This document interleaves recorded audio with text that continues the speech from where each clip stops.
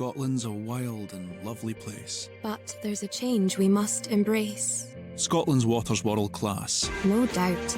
So, take a refillable bottle. When you go out. It's your water, your life. Top up from the tap with Scottish Water. Fresh, cool, clear. And only available right here.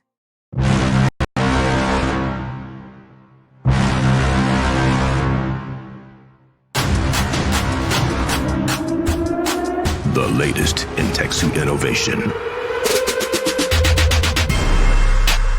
Frictionless fiber construction.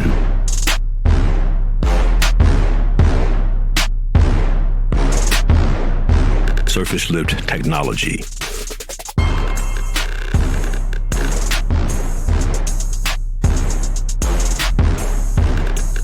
ENDO compression cage.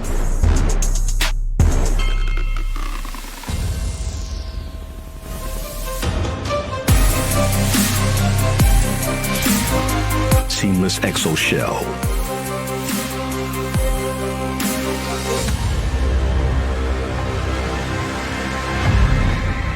Tier Benzo. Battleborn.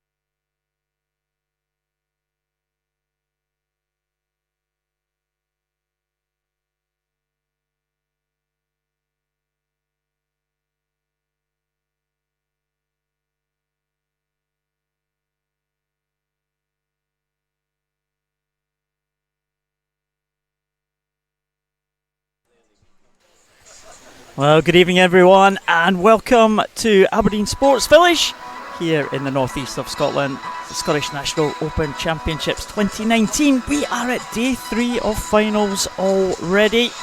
Looking forward to a great night of action here for some of the country's top swimmers on show tonight. It's been another gorgeous day here in the city of Aberdeen. We're looking forward to some great night of action. I'm Paul Noble. I'll be taking you through the action tonight, and joining me in the commentary box is Ewan Ingalls. Hello there, Paul. How are you doing? Good. So, of course, Ewan, your Commonwealth Games swimmer last year at the Gold Coast for the Scottish team. You've retired since then. How's retirement going? Oh, it's a lot different, I've got to be honest. The swimming life is very much an all-in thing. The Gold Coast was absolutely great. I've now taken myself away from sport completely, other than the occasional bit of gym. And I'm now studying as an accountant, so yeah, massive life shift. But it sounds like it, yeah. It's an interesting one. I'm really enjoying myself. But I do, when I come to these competitions, I do look in the pool and I think, oh, do I miss it? Do I miss it? But I love what I do, so yeah, it's a bit different. You get the smell of the swimming pool back, that familiar smell. Is it drawing you back in? The chlorine is not something to be missed, that's for sure.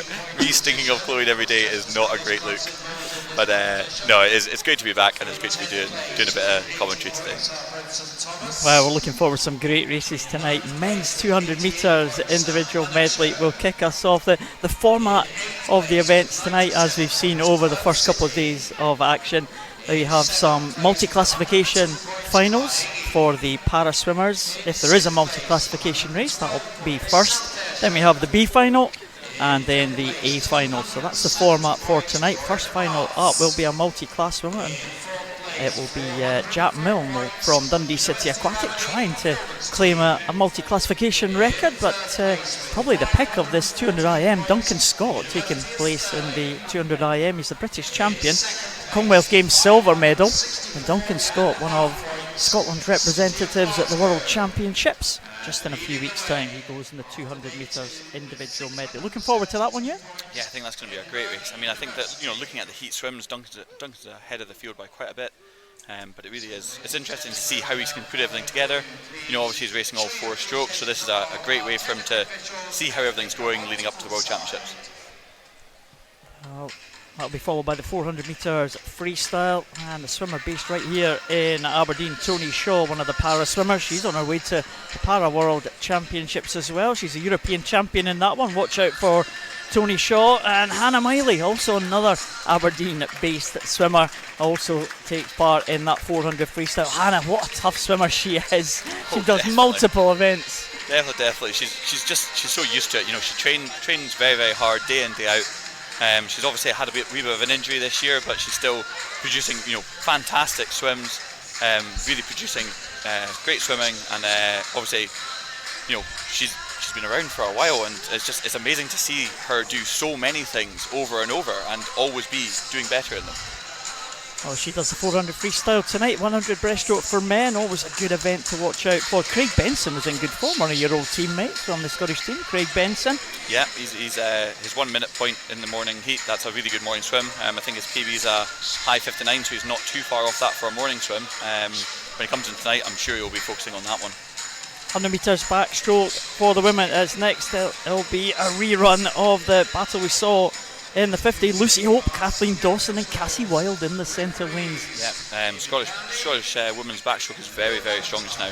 Those 3 obviously all going to the Commonwealth Games for it, and I just think that's going to be a brilliant race. I really do believe that it's the one that's out fastest to 50 will get that one, but it's just who's got the determination to get out fast. Well, Kathleen Dawson very good in the 50.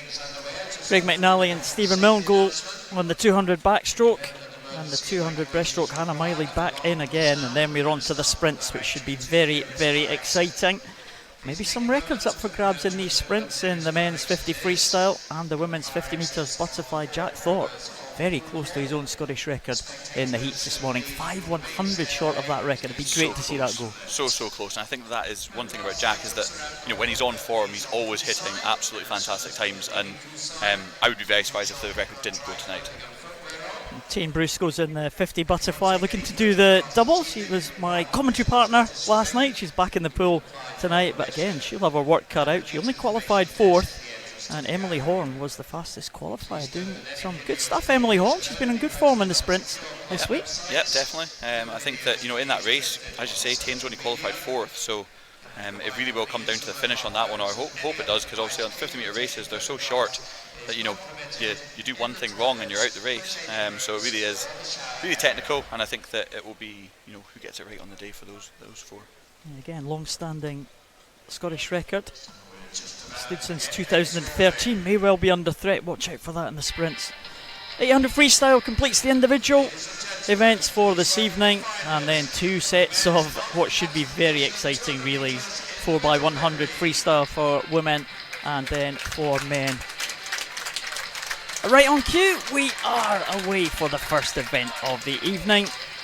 It is the men's 200 metres individual medley for multi-classification para swimmers. The multi-classification range of disability classifications in the race. There's only 2 represented in this one. Logan Smith in lane 3 from North Lanarkshire. Jack Milne from Dundee City Aquatic. And Connor Morrison, Aberdeen Performances. Connor Morrison, he will swim in the SM14 class.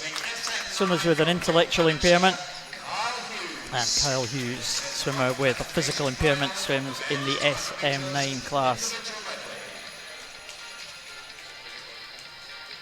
Smattering of para swimmers here at these championships. We've got some big names to come in the para swimming world later. Connor Morrison had a great year last year, silver medal in the European Championships in 100 breaststroke. So watch out for him in the 100 breaststroke.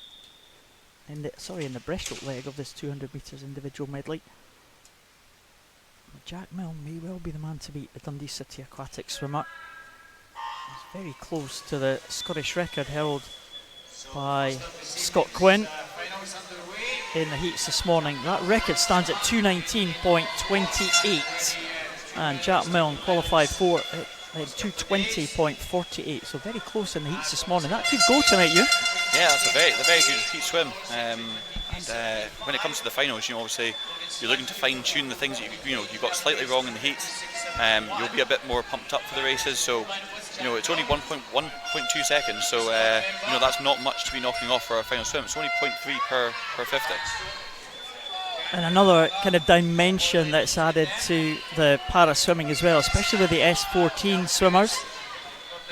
S14 sometimes they have difficulty in understanding tactics and race pacing and can go absolutely blasting out at the start of the race, then completely tie up at the end. It's part of the disability. We see it very often in the SM14 event, so let's hope that doesn't happen to the two swimmers here. Jack Milne has got the lead over Conor Morrison. They're expected to contest the gold and silver medal position. When they get onto the breaststroke though, Conor Morrison may well pull back the deficit, and you know how important the breaststroke is, Ewan. Yep, definitely. The breaststroke leg is really the leg that makes an IM. Obviously everyone says on a 200 it's the third 50 that is the important one, and it goes absolutely no different for the IM. Breaststroke is so important, and it can really make or break the race.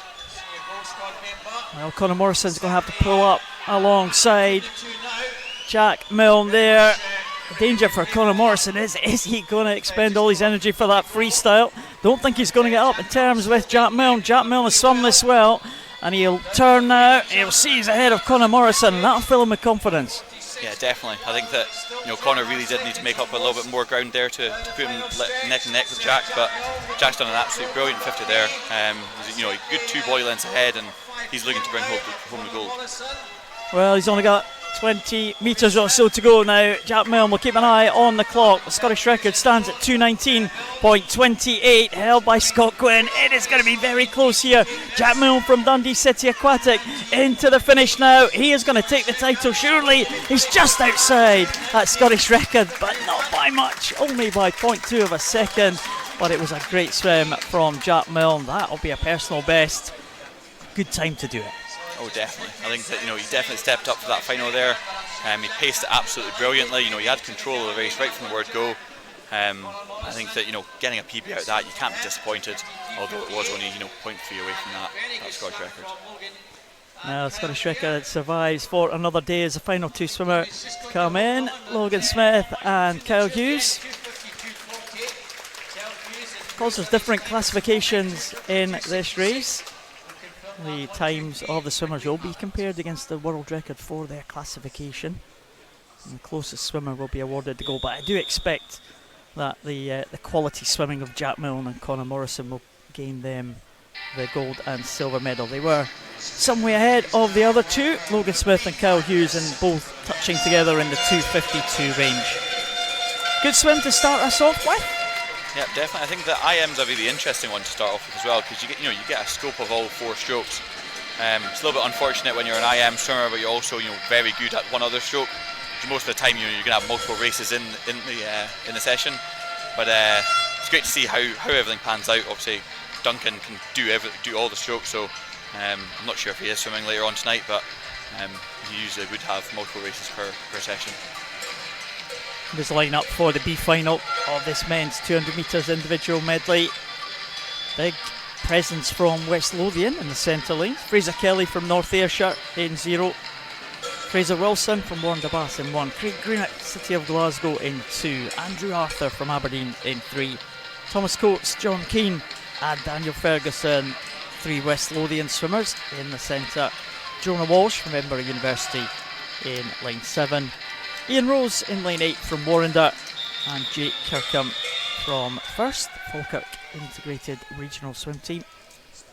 Goes right at the top of your screen there in lane number 9. Promises to be a close contest. Qualification times from the heats: Thomas Coates from West Lothian the fastest, but only by a couple of tenths of a second. And just missed out on the final as well by 0.2 of a second. Gets him in the middle lane for the B final. I mean, it's not a bad place to be, the middle lane for a B final. You know, obviously on the outside lanes you're a little bit less aware about what's going on. Obviously it's always nice to get in an A final, and that's where you want to be, but Thomas definitely shouldn't look down on the fact he's got lane 4. You know, he's going to have 2 fast guys going very similar times next to him, so he's just got to use this as motivation to go faster.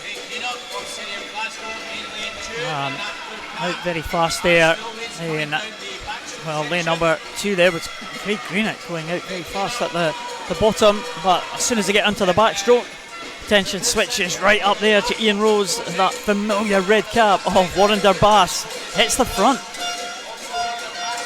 And this is the great thing about an IM, is that, you know, the positions can really shift depending on what stroke you are good at. You know, if you've got a specialty, you know, some flyers will go out so fast on the start, but then they'll start tailing off towards the end, and then maybe on the front call they'll pick it up. But you know, I highly expect the breaststrokers to really be pushing through here, because it's such a specialty stroke that you know, they make up a lot of ground during it.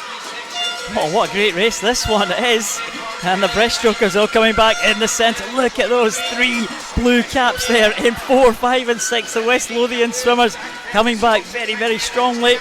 But also still going well there is Craig Greenock. He started well and he's continuing this good run in the breaststroke, and he may well lead them as they come into this final turn here. What a race this is. What a contest for second place, but Craig Greenock looks like he has got the jump on the rest of the field. Yeah, definitely. He's just got the lead at the start, and then he's just absolutely held on. He's doing a brilliant swim here. I think that in the middle lanes it's more about bragging rights for the West Lothian swimmers, and, you know, who's going to get to the wall first, but this really does look like Craig Greenock's race. Oh, Craig just really stretching for home now. Second place, it looks like it's Daniel Ferguson winning that West Lothian battle there, just holding off the challenge of Ian Rhodes as well. But here he comes into the finish, Craig Greenock, with those straight arms at the end, 2:11.67. Almost Duncan Scott-esque there at the finish. 2:13.92 for Daniel Ferguson in second, and Jonah Walsh gets in for third position from Edinburgh University. So the Edinburgh Uni swimmer finishing strongly, but not strong enough to get in ahead of Craig Greenock. Yeah, really good swims from everyone there, really. If you look at the, their heat times, it was 2:15.68 was the fastest entered, and 2:11.6 came out. So everyone did really step up for that final, so that's great to see. Yeah, great performance. That would have actually qualified him in third spot for the A final. Yeah, it might have just been a bit of a, time pacing issue this morning, or there could have been something up. Tired from last night's racing, but they obviously did. Got everything out of their system, and they got a good swim in tonight. It's a shame they didn't make that A final. It might have made it a bit more competitive, but I'm sure these boys will show them that they deserve these places. Yeah, Craig Greenock be delighted with that swim. What has the A final got in store for us? One of the junior swimmers, Angus Allison from Warrender Bass. Already 2 junior titles to his name. He goes in lane 0. Fraser Allison, his teammate from Warrender, in 1. Thomas Payne from City of Manchester Aquatic. He goes in lane 2. 4 from University of Stirling. They're going to be tough to beat in the centre. Tony Joe, Trent Oliver, Duncan Scott, George Clough and Callum Laurie. The big 4 in the centre. Keir Edgar from first goes in lane number 7. Jamie McDonald, the third Warrender swimmer, goes in 8. And University of Stirling, Giano Napolitano in the outside lane. So big representation from Warrender and University of Stirling. Certainly the loudest spectators for the team from first. They've got the drums. Yeah, definitely. You can really hear when one of their swimmers is in the pool, and I think that's great because it really does give the swimmer an uplift, just before they dive into the water, which can really spur the swimmer on to put in an extra little bit of effort and get a wee bit of a PB out of it. Well, the first supporters, they didn't stop just welcoming the swimmers. It was the drums were playing all the way through the races last night. Let's see if they can keep it going for just over 2 minutes. What can you say about Duncan Scott though, Ewan? In lane number 4, an absolute all-rounder. What a Commonwealth Games game. What a year he had last year. Oh, definitely. Full stop. He was just absolutely on fire, and even when he went into the European Championships at Glasgow, you know, he just swam absolutely out on his own and just did so well. And he's just continuing it this year, that's the thing, so it's going to be really interesting what he does at the World Championships this year. He's on his way to Korea just in a few weeks' time, so watch out for Duncan Scott to set the world on fire. He's certainly setting this pool on fire at the moment. He's gone out very, very strong indeed. He is the Scottish record holder. Took that record at the British Championships, 156.65. It would be sensational if he took a record just a few weeks out from a major championship. That'd be incredible, wouldn't it? I think that, you know, he's probably started his taper, or, you know, he might just kind of coming into it now. But, you know, once taper hits, that's when your time really does drop. So if he, you know, the swims that he's doing just now are incredible for the stage that he's in, you know, in the hard training. And then once he tapers, the time will just come down. It'll be very interesting to see what he does.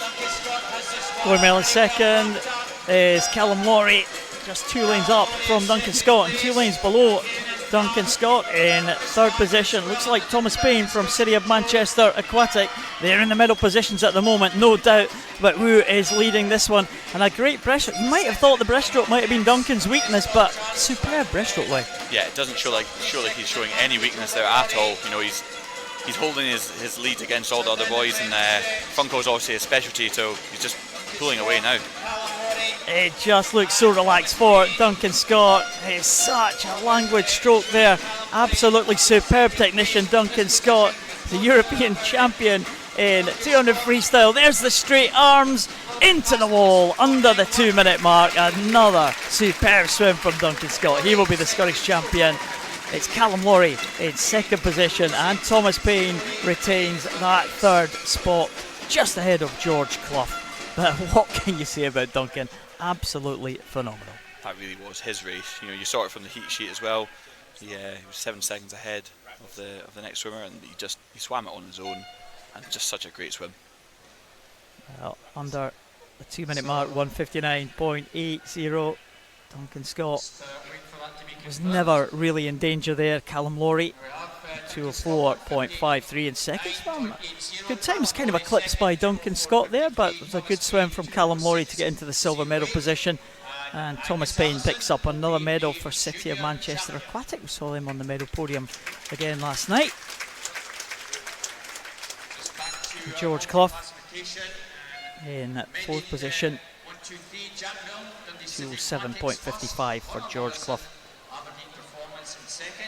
Duncan, what do you think Duncan's focus will be going into the Olympic year? I still can't believe it's Olympic year next year already. It's incredible, isn't it? I think that he'll look at how he swims at the World Championships this year, and probably take it from there. I think that the 4x200 front call relay that the Great British team have is going to be absolutely incredible. I think there's a lot of guys that are going to be going for those spots, so obviously Duncan's going to be one of them, and he's going to be wanting to kind of lead the charge. So I think that the 200 front call is a big one, but he's been performing on everything just now, so it really is just, it's not his choice, but it's just, you know, it's what's going best for him, isn't it? Well, the 4x100 medley really as well. Of course, Duncan Commonwealth champion in the 100 freestyle. You have Adam Peaty to come in on the breaststroke, James Guy on the butterfly, and a number of backstrokers I think are lining up to try and claim that place, because that's such a strong medley team. I would say that's definitely something that the backstrokers should be focusing on, because I think that in terms of the British team, that's probably the weakest spot that we've got going just now. But obviously joining those 3 boys is just, it's incredible. So any backstroker out there, you know, that's the spot that they want, definitely.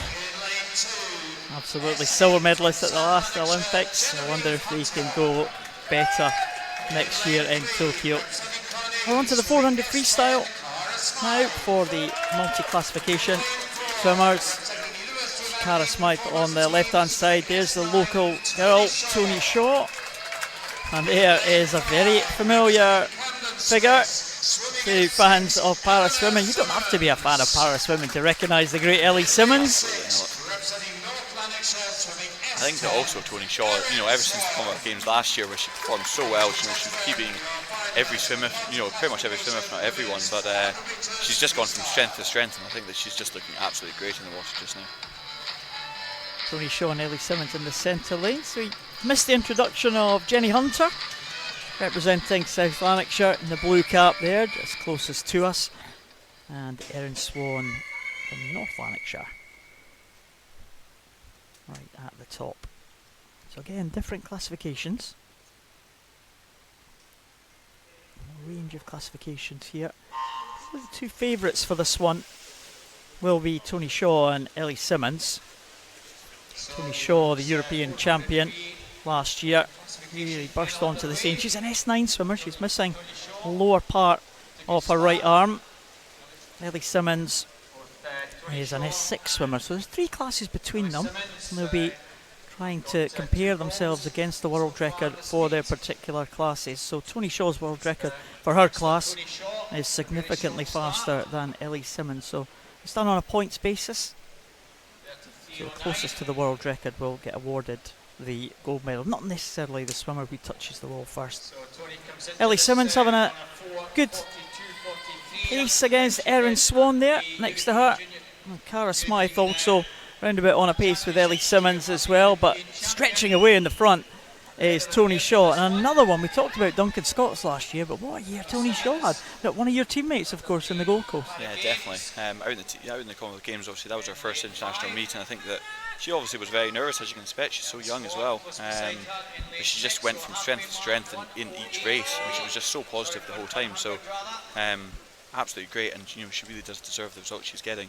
But in a race like this, she's just going to have to swim it by herself, because obviously the classifications means that it's not just a matter of the fact she's out in front, therefore she's going to be getting the gold medal. She's got to just keep pushing every single metre to make sure that she gets the lowest time and the most points that she can.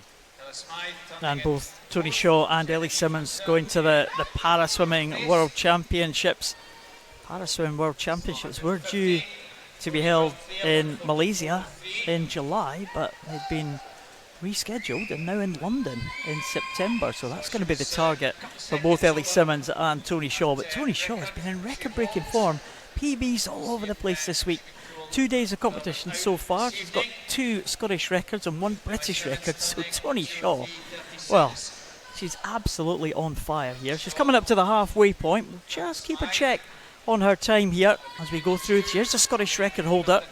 As I said, she's the European champion, and we were hearing from some of the swimmers, we were talking about them yesterday, that the Aberdeen performance team, some of the swimmers including Tony Shaw, were in the water at 6 in the morning yesterday, came out in the heats and swam a Scottish record. How incredible is that, isn't it? It's just you talk about swimming through meets, and if you're doing training of the morning of a competition, you really do mean it.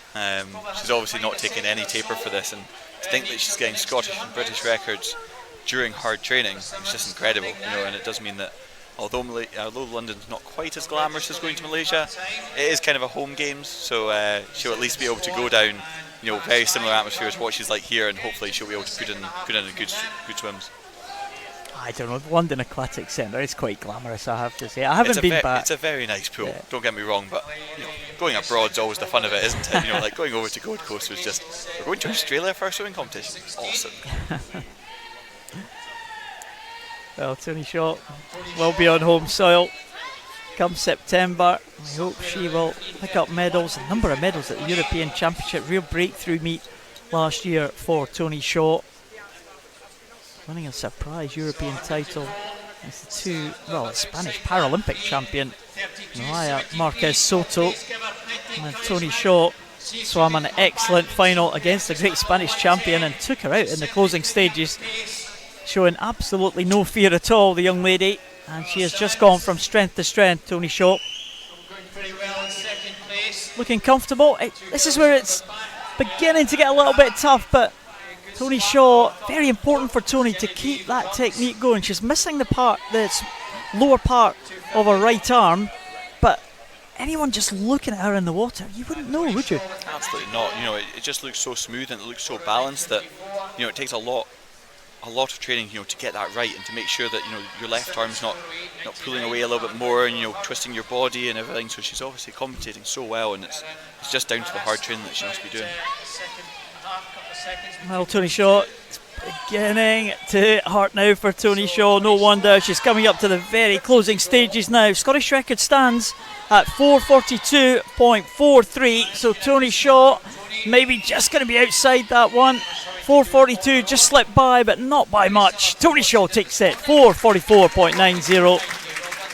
Well, Tony Shaw will have to wait to see what Ellie Simmons does in terms of points, in terms of the distance from her world record. And here's Ellie Simmons. She's pulled away from Cara Smythe and from Erin Swan. Ellie Simmons again, one of the most memorable races I've ever seen Ellie Simmons swim was in that London Aquatic Centre when she took the gold medal at the London Paralympic Games, came from behind and stretched ahead of Victoria Arlen from the USA. Absolutely phenomenal, and it almost brought the house down, literally.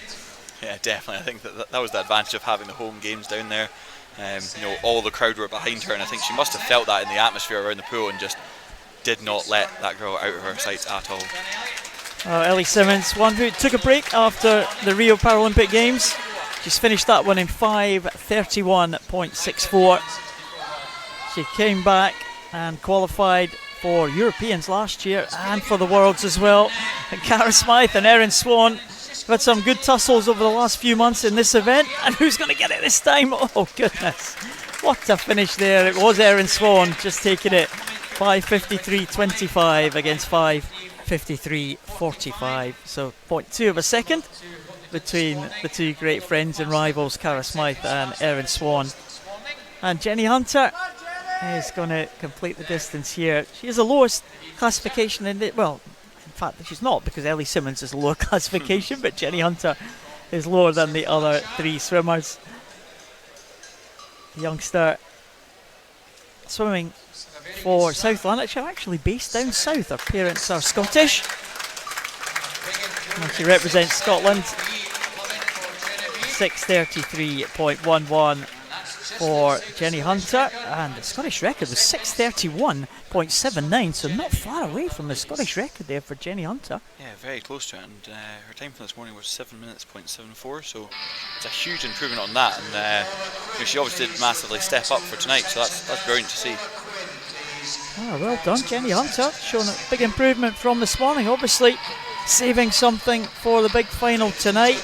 And I'm sure that Scottish record will be under threat in the months to come. 6:31.79, stood since 1996. Oh wow, that's a long-standing record, isn't it? That'd be great if she can manage to get those last couple of seconds off and actually claim that for herself.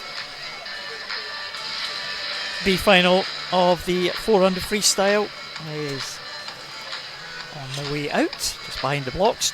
Jacqueline McMillan from Carnegie goes in lane 0, right down at the bottom of your screen there. Natasha Simpson from Warren in 1, Sophie Lewis-Ward from Edinburgh University in 2, Hannah O'Shea from Munster in 3, Rebecca Reid from Aberdeen in 4, Katie Taylor, City of Glasgow, goes in 5, Ellis Shields from Milgay and Bearsden in 6, Millie Milne from Warren Bath in 7, Molly McLaurin from Swim Ulster in 8, and Ellie Hamilton from First in lane number 9. Remember, send your tweets in to us, hashtag SNOC19. Ian Ingalls is our Twitter meister for the evening. I'll try and load it up if any come in.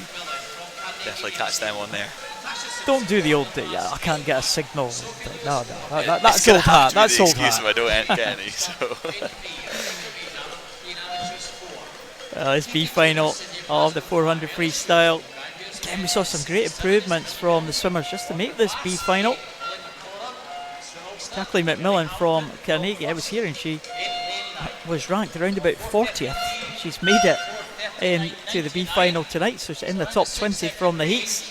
She goes right down there in lane 0. I wonder if she can follow up that heat swim with a good swim tonight. In the centre lane, Rebecca Reid from Aberdeen and Katie Taylor.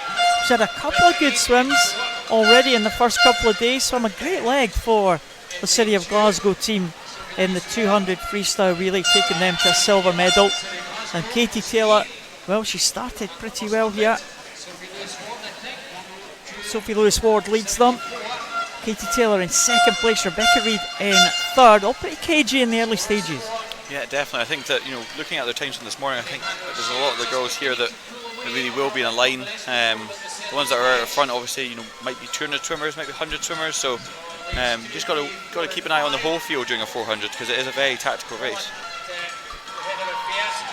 Sophie Lewis-Ward from Edinburgh University. Do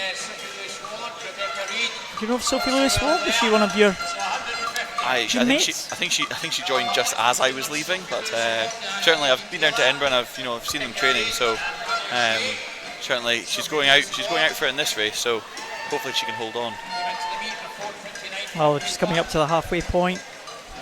Sophie Lewis-Ward and Katie Taylor. Look like they are vying for the lead here. And Rebecca Reid in lane number 4, the two yellow lanes, lane number 4 and lane number 5. And the fastest times from the heats in qualification. Sophie Lewis-Ward still going well though. 2:11.35, nothing to choose between them. We'll see anybody making a push in this second half of this race. Definitely. I think the big thing with Sophie is that she needs to be breathing to both sides to be able to see the girls just now. She's only breathing to her right at the minute, so when she's going up the pool this way, she's not actually seeing the competition that's right next to her. And I think that on a 400 it always does help to have someone there and to be pushing you on the whole way. Well, she's certainly still keeping pace, and as you say, Ewan, when she turns at the top end here, she'll be able to breathe across to her right hand side and have a look and see where her rivals are. She's just about to be able to look over those couple of lanes, see where the two ladies are in the centre lanes. Katie Taylor doing really well here, maybe forging ahead of Rebecca Reid. Katie Taylor, 19-year-old now, Rebecca Reid, the 17-year-old. They come up to the 300 mark. Well, it's still all to play for with these three. Just about who's got the strength in the closing stages now. 300 gone, 100 to go, and I think it's just Katie Taylor just taking over the lead there from Sophie Lewis-Ward. 3/100ths of a second in it. Yeah, definitely. I think this is going to, who can grit their teeth and get to the wall fastest. I definitely would not count out Hannah O'Shea here. I reckon that she could sprint out the last 100 metres and really catch up these girls. Well, Hannah O'Shea trying to get back on terms with the leading three. Maybe she's got just a little bit to do to get in that top 3 positions now. But Sophie Lewis-Ward again seems to have come back there. Sophie Lewis-Ward 0.2 of a second in the lead now, and she looks strong. Yeah, definitely. She's looking really good, and now she's actually breathing the right way to be chasing Katie and just be fighting her off on every advance that Katie is trying to make. Well, as they come past us here in the commentary position, it looks like Sophie Lewis-Ward might just have the edge here. She's coming in to the closing stages. It is Katie Taylor and Sophie Lewis-Ward. Sophie Lewis-Ward, I think, is going to take this one. Great technique in the closing stages, stretches for the wall. Gasping for breath at the end there as she finished, but she does win it. Sophie Lewis-Ward takes that B final, 4:29.19. Katie Taylor 4:29.94 and Rebecca Reid 4:32.49 in third position. Great race there for Sophie Lewis-Ward. She hung on so well.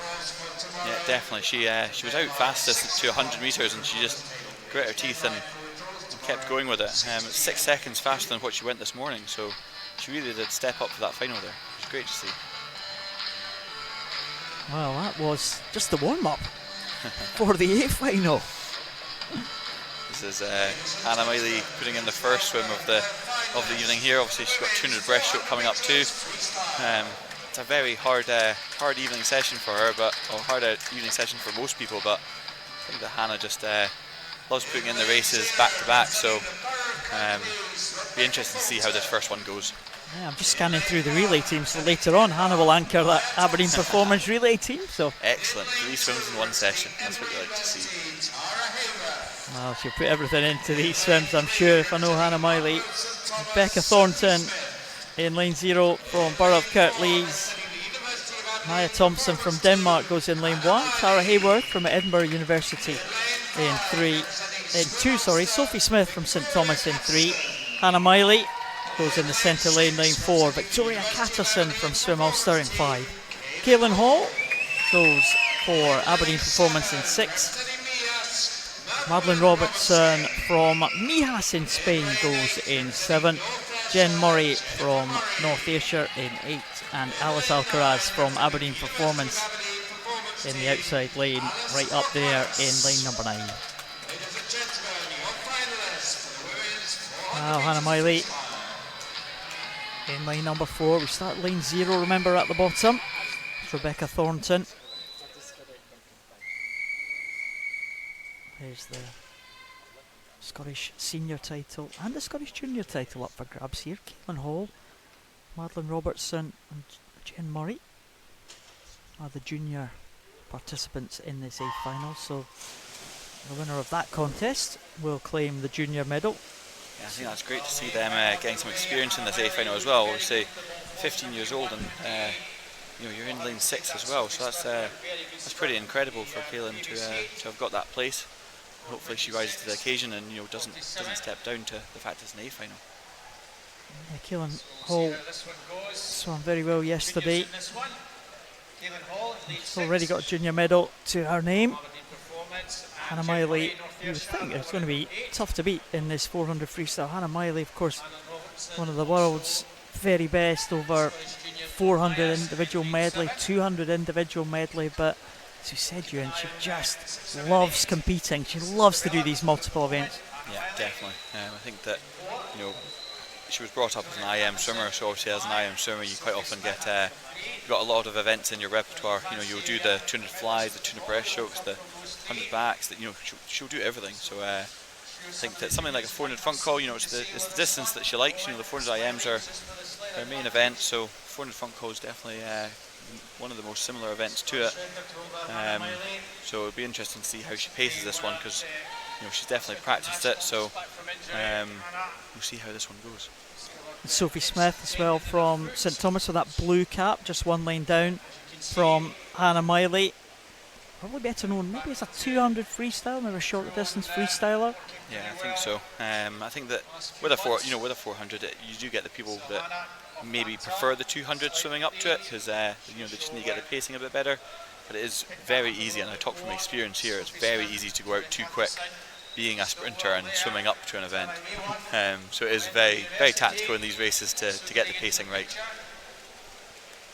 And Victoria Catterson on one lane up from Hannah Miley. We saw her yesterday in the 800 swimming to a silver medal position, and she finished like an absolute train in the last 100 to come through for that silver medal. Challenged Meg Finnan for the gold medal position at the end, where she was way back, but she had enough left at the end to come back and claim that silver medal just behind Meg Finnan. So expect her to be strong in the closing stages, but she's getting a little bit detached from the leading two now. Hannah Miley showing her experience, showing her strength.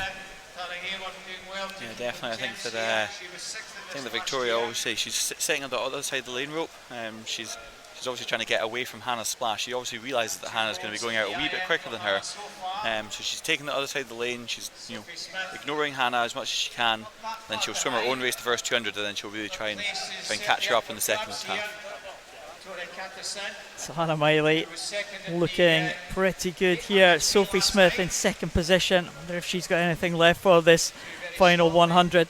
And Hannah Miley, of course, swam for many years at Geary, now in Aberdeen Performance, in this great facility here in the Aberdeen Sports Village. Yeah, I think it's really brilliant. I mean, there was a lot of good teams back then. There was Geary, there was Aberdeen Amateurs, there was Coast, of course, which is what I came from. And then combining them all into the Aberdeen Performance is really great. And obviously they've got this 50-metre pool up here now, which they didn't have back then. So it's perfect training facilities for anyone who's very interested in swimming. Well, Hannah Miley is stretching away now from Sophie Smith. Victoria Catterson looks like she might be on her way to another medal if she can hold on here. But Hannah Miley, no doubt she is going to win this one now with just 50 metres to go. Hannah Miley, well, we were talking the other day on the live stream about how many Scottish medals that Hannah Miley might have. No one has really answered that question. Multiple events, multiple titles. We must ask Hannah herself. That's a good trivia question for Twitter, I think. Hannah Miley going away now. She's in the last 15. She's in the last 10. Hannah Miley on her way to another Scottish Championship gold medal. She will touch first, well ahead of Sophie Smith and Victoria Catterson. 4:17.98. Hannah Miley takes it. Sophie Smith 4:22.46 and Victoria Catterson 4:23.35. Another title for Hannah Miley. Just thinking about that medal question, I don't even know if Hannah would know. I don't even know if she'll still have them all. That's the question that I'm thinking. You know, she probably handed some out to fans, or you know, she might have lost some, or you know. Interesting question, Yeah, definitely. I would think we need to put it to Hannah and see if she actually knows the answer. Yep, that's going to be certainly a Twitter poll for us. How many gold medals, how many titles has Hannah Miley got? We're almost losing count this week already. She's got another 2 opportunities tonight as well to get some more medals. So one in the relay and one individual. So She got a couple of titles on the first night, including the relay. She anchored the Aberdeen performance to the 4x200 freestyle relay gold. She's won the 400 metres individual medley. She's now won the 400 metres freestyle. So Hannah Miley racking up the titles again, and that's coming back after injury as well. Just shows the class. I mean, she had an operation at the tail end of last year, but she's come back really strongly. I mean, she didn't really expect to do anything to make the big international meets this year, but certainly a focus next year. I mean, it would be absolutely phenomenal if she made the Olympic Games again. Already 3 times an Olympian, 4 Olympic Games would be fantastic. For a distance swimmer as well, is amazing. it really would be incredible. I think that it was disappointing for her that she managed to pick up an injury at the end of last season. It's so tough to keep yourself injury free, but she's obviously kept her mind on the goal. She's still enjoying what she's doing, and it's great. She's still able to put in really good swims now, so she's overcome her injury and she's getting back into it, which is great. All the men are out for the multi-classification 100 metre breaststroke, and we have 3 from the SB14 class and 1 from SB7. If you're wondering why the multi-class events, sometimes they have an S in front of them, sometimes they have an SB, and sometimes they have an SM. Simple enough. SB is the breaststroke events, SM is the medley, and S is for all the other strokes. Breaststroke separated in terms of classification. It's a different dynamic. It's more of a leg dominated stroke, so those with the leg disabilities tend to drop down a class. Some would say also that it's the hardest stroke, so it deserves its own classification. But you are a breaststroker, so I'm you up would say to interpretation that, yeah. there, but breaststroker's special. Yeah, definitely. Well, the guys on the box there, Adam Donachie at the top against the 3 swimmers with an intellectual impairment. Adam Donachie, double leg amputee, so he won't get off the block as well as the other 3. Won't get the distance from the dive that they do. Favourite for this one will be Conor Morrison. Again, the local man from Aberdeen Performance, and immediately goes into the lead. Jack Milne might be struggling this time to keep pace with Conor Morrison. Jack Milne's from a great individual medley, but the breaststroke is Conor Morrison's territory, and good technique into that turn. Yeah, brilliant first length here. I think that with 100 metres it is really just about getting out fast and managing to hold on, getting the pacing right. You can see all 3 of the boys managed to hit their turns pretty well there. It's on a full extension. They've got good distance off the wall, so yeah, this is looking like a really interesting race. Conor Morrison, European silver medalist. He was right at the top of the world rankings in 2017. Fortunately, the GB team didn't go to the World Championships because of the earthquake in Mexico City. But Conor Morrison will be aiming for Tokyo next year, that's for sure, and he's stretching away of his 2 competitors here. A good swim from Jack Milne and also from Gavin Roberts, but Conor Morrison is going to be in just about the same as he did this morning, 1:11.37. He's improved that by 6/100ths of a second, and he takes it just ahead of Jack Milne and Gavin Roberts. And we turn our attention now to Adam Donachie. As I said, Ewan, double leg amputee, so he's not getting hardly any propulsion from the legs, and that's tough on breaststroke. Oh, definitely. I think that breaststroke being a leg-dominated stroke, it really is. It's all about the flow of the stroke and the rhythm that you get, and that really does come from the legs. So if you're just doing you're just doing arm pull, then it really is tough. That's something that most swimmers probably hate the most in training, is breaststroke pull. Whereas breaststroke kick's a lot easier to do. Well, Adam Donachie, as many of the para swimmers, developed his own technique, what works best for him, and he comes in 203.01, so he's an improvement on his heat time of 204, so Adam Donachie will be pleased with that one. Again, a number of events being done by Adam Donachie. He's been around in the Scottish para team for a few years now. It's good to see him still going. He was talking about calling it a day maybe a year or so ago, but it's good to see him back and still making improvements in his time. He's doing a little bit of coaching, he was telling us. Very good. Yeah, it's really good. If he's still enjoying it, that's the thing, then there's no point in giving it up, is it? Obviously, myself, I was still enjoying it, but I had other ambitions. But if you're still enjoying it, then there's absolutely no reason to just keep going, and hopefully, the times turn themselves around, and just give yourself some time to adapt to new training or new methods and new racing.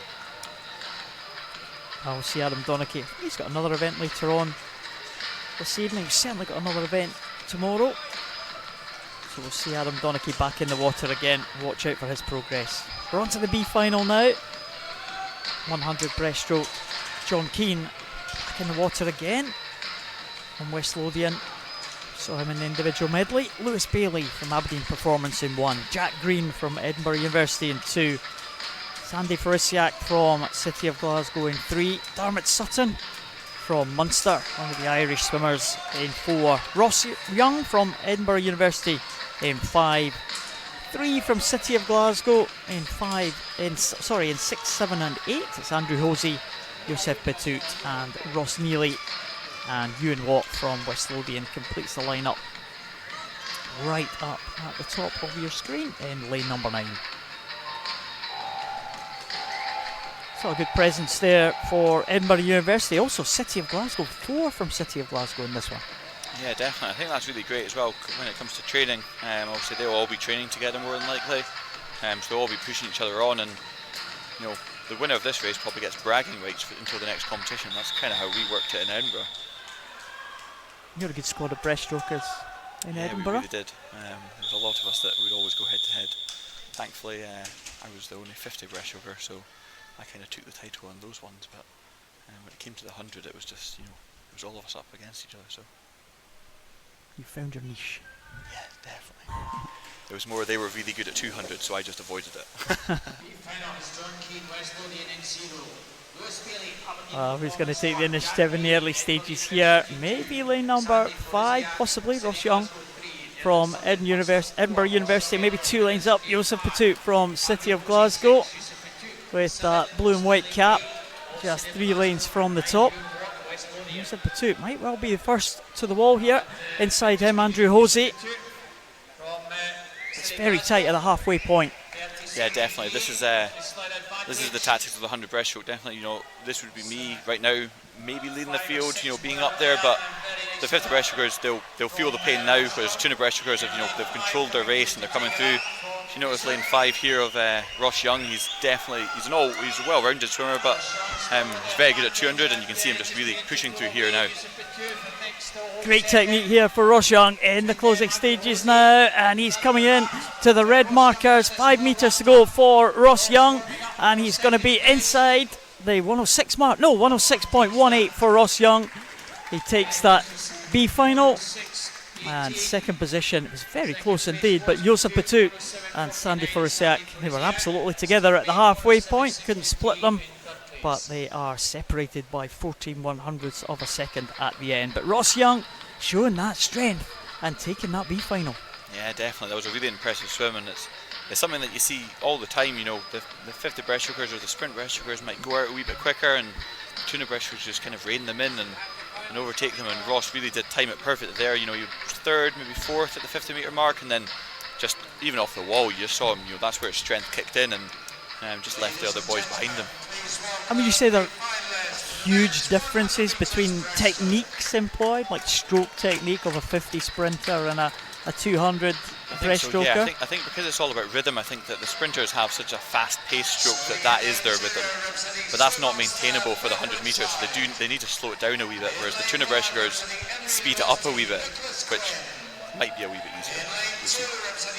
We saw one of the girls earlier today in the heats this morning. She's doing the old dive breaststroke, so like pulling her body out of the water and diving in. And we saw maybe around about, I don't know, 10 years ago or so, everyone seems to be doing it. But as soon as Adam Peaty's come in now, everyone seems to be a little bit changing their techniques now. Yeah, you see what Peaty's doing and you try and copy it. That's what it must come to. That's the trick. Not easy to do though. No. There's the A finalists: Ben Woodside, Nicholas Quinn, Daniel Lim, Max Hagan, double Olympian Craig Benson in the centre lane, Kyle Boyack, Thomas Fardell, Cameron Muir, Andrew McIntosh and Jack McComish. Jack McComish, City of Glasgow. He was the Deaf Olympic champion a couple of years ago. He's in the outside lane here, but Craig Benson should be the favourite for this one. Clear fastest from the heats this morning, and Craig Benson's had a phenomenal career. Yeah, he really has. I think that he was the kind of breakthrough kid come 2012 in London when he made that Olympic team, and then 2016 obviously he qualified in the other breaststroke event, and then obviously his eyes are going to be peeled on that 2020 slot. It'd just be incredible for Craig Benson to make the team again. He hasn't been the favourite to make the team on both occasions, and on both times he's gone in, and he did very well in London, swam an excellent time in London, make the semi-finals I think. Yeah, definitely. It really was a brilliant swim. I think that with Benson, obviously so many good British breaststrokers that maybe he might not be the number one pick, but he manages to produce the goods on the day, so that's the important thing. It certainly is, and he's producing the goods tonight, Craig Benson. Now swimming for the University of Stirling in lane number 4. He is going to win this one clearly, and it is going to be Craig Benson coming in to win the Scottish title here, just over the 1 minute mark, 101.17. It's a tight battle for second place. Daniel Lim and Nicholas Quinn fighting that one out, and it looks like Nicholas Quinn gets the better of his Edinburgh University teammate Daniel Lim. So Craig Benson takes it clearly. Another good swim from Craig Benson, Nicholas Quinn and Daniel Lim in second and third. I know for sure that race between Nicholas Quinn and Daniel Lim will be bragging rights. I could see Nick's eyes focusing on Daniel in that last 25 metres, and he really did just hunt him down, and you can see they're having a wee word coming out of the pool here. Yeah, great swim from the boys, and I think that they made a good improvement from this morning's swims, which might have been a wee bit off of what they were expecting, so good swims all round there. Of course, 3 internationalists there in the top 3 places there. Craig Benson, Daniel Lim and Nicholas Quinn as well. Yeah, definitely. There they are. Nicholas Quinn obviously making the 2016 Rio team. Obviously tuna breaststroke's his more preferred event. I think maybe tuna breaststroke, maybe all 3 of them. Irish swimmer, the Irish team, wasn't Irish it? swimmer, yeah. So yeah, really good swimming there. And Daniel Lim representing Malaysia this summer as well, so big summer ahead. I'm sure he'll be trying to make the team, the Malaysian team, for Tokyo next year. Yeah, definitely. Moving on to the next event now. Paraswimmers back in again. It's the 100 metres backstroke. Roller Pilkington, now based here in Aberdeen. A little bit of a difference from her previous location where she trained in Mallorca. She hasn't quite got the suntan she had last year. Although the weather, when you look at it in Aberdeen this week, so far it's been really good. This week we've been spoilt here in Aberdeen this week. Jenny Hunter from South Lanarkshire back in the water again in lane number 2. Amy McFarlane had to swim the 200 on her own, did a great job the other night from North Lanarkshire. Beth Johnson, Scottish record holder in the S10 class in lane 4. Natalia Hochai, a relative newcomer to para swimming, the visually impaired swimmer in lane number 5. Cara Smythe got a busy programme. She's back in again in lane number 6 for Carnegie. The young swimmer Lottie Barry, the youngest in the field, goes on lane number 7 for Ren 96. And Grace Sterling 16-year-old from Stirling Swim. She goes in lane number 8. A lot of support here for the para swimmers. Very much part of the teams, well supported by their teammates. And also feature in the points totals for the team trophy. Oh, definitely. The all-important team trophy. I think it's really great to see as well that there's, pretty much a whole field here. There's 8 swimmers battling it out for the medals, which is great. Because obviously some para events are, there might only be 3 or 4 people, but a whole field here. So see how this one pans out. Yeah, and generally young swimmers. Beth Johnson going out to a good start. She was one of your teammates in the Gold Coast as well. Her international debut for Beth. Yeah, she was. I remember her out there. Very good as well out in Gold Coast. She held her own in her races, so getting the first international cap under the belt, and then hopefully she pushes on and gets some more. From the border swim team, Beth Johnson out to a good lead here. Going to be based in Glasgow from next season. Well, Beth Johnson really stretching away. She's a record holder in the S10 class at a time of 1:18.22. She would dearly love to get a Scottish record, to break that Scottish record again. She was very close in the 50 freestyle. Just concentrate on Beth at the moment. She does lead Natalia Holchai and also Amy McFarlane, but here comes Beth Johnson. Let's see if she can get under that 1:18.22. It's going to be mighty close. Beth Johnson, and she's inside it, 1:17.15. A new Scottish record for Beth Johnson. Well done, Beth. What a fantastic swim, that really was, and it was a big chunk underneath it as well, a whole second. What a phenomenal swim. Well, Natalia Holchai comes in second position in 1:29.85. Oh, the scoreboard's gone blank in the arena here. Well, that's maybe not good news for someone as the other MC swimmers come in. We're going to have a look at Jenny Hunter, who's just coming in now in lane number 2. We'll bring you her time, because she also, like Beth Johnson, is the Scottish record holder. And the 2 young swimmers in the outside lanes, Lottie Barry and Grace Sterling, and Laura Pilkington, the local swimmer. It's always worrying when the scoreboard goes off, isn't it? Hopefully it's just a technical fault and there's not been any disqualifications, but we'll let you know further when we can see it ourselves.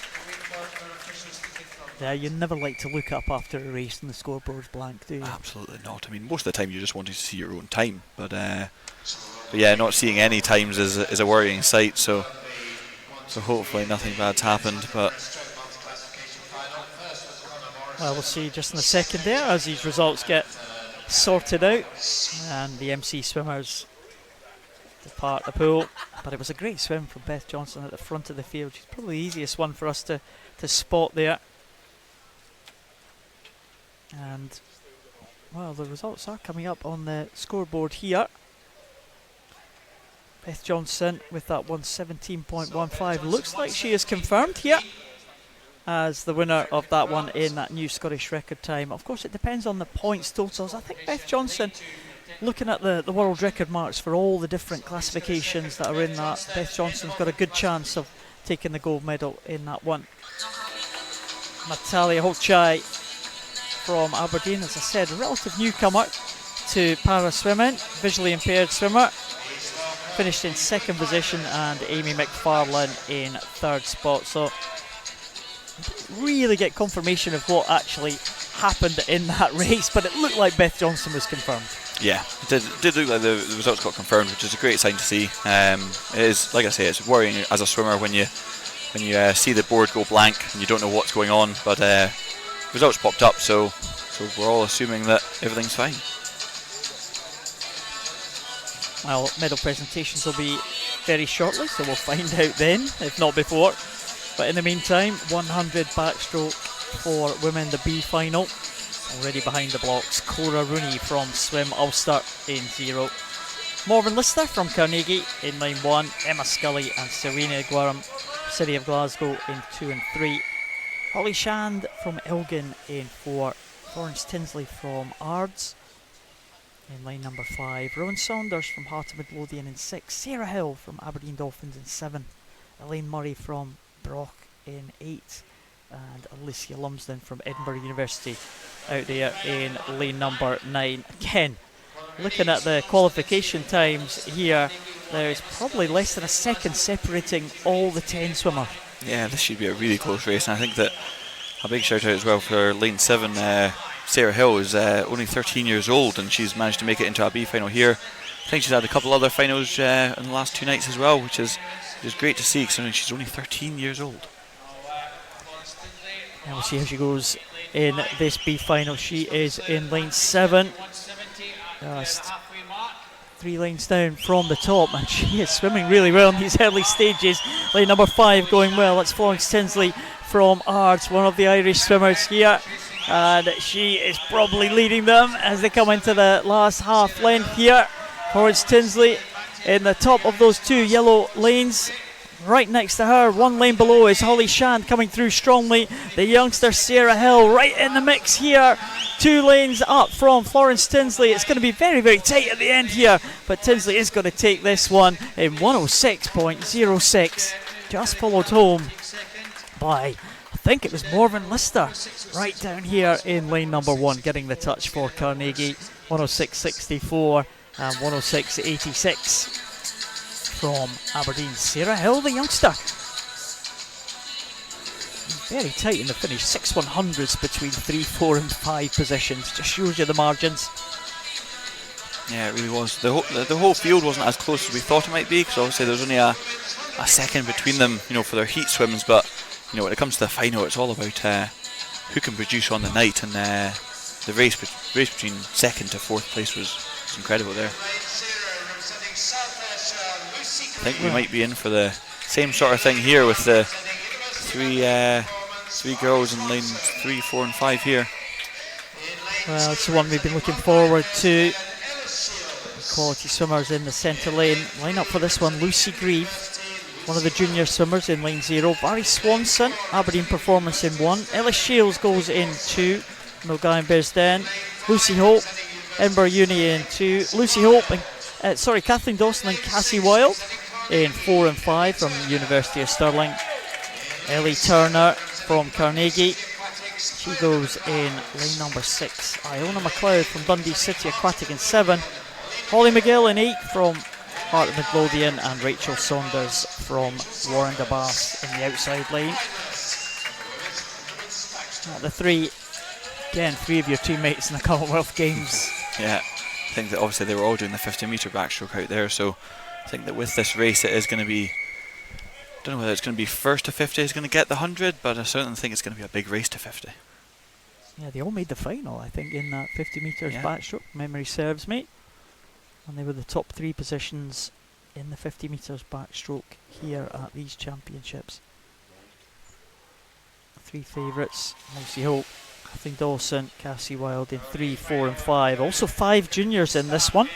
So good to see a big junior presence. We'll try and spot the junior title winner when we get the results at the end. But 3 main contenders. Kathleen Dawson in 4, off to a good start. Cassie Wilde, a great technician Cassie Wilde in that 100 backstroke. She is close behind, and Lucy Hope in 3rd at the moment. Kathleen Dawson, though, Scottish record holder, out quickly. Yeah, and she did an absolute brilliant swim in the 50 earlier on, so you can expect her to come back really strong here as well.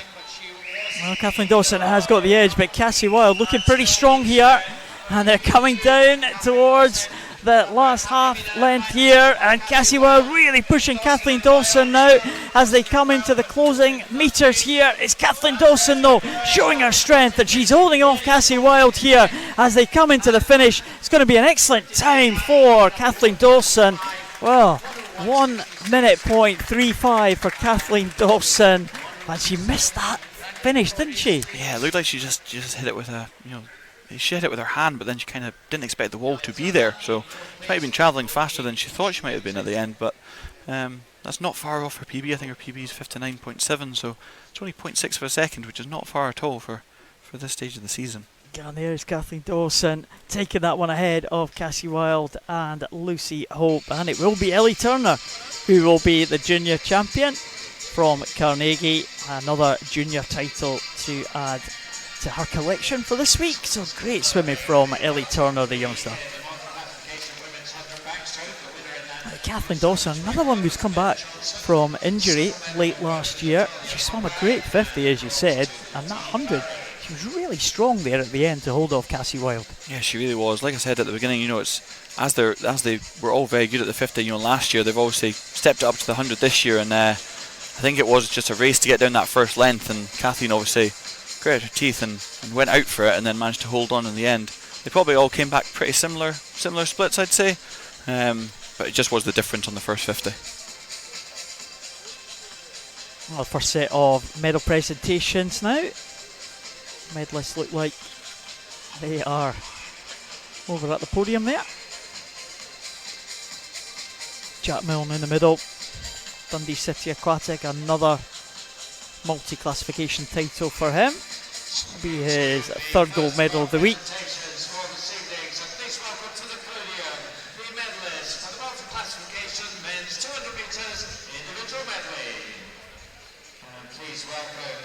Not looking overly happy, Conor Morrison on the left there.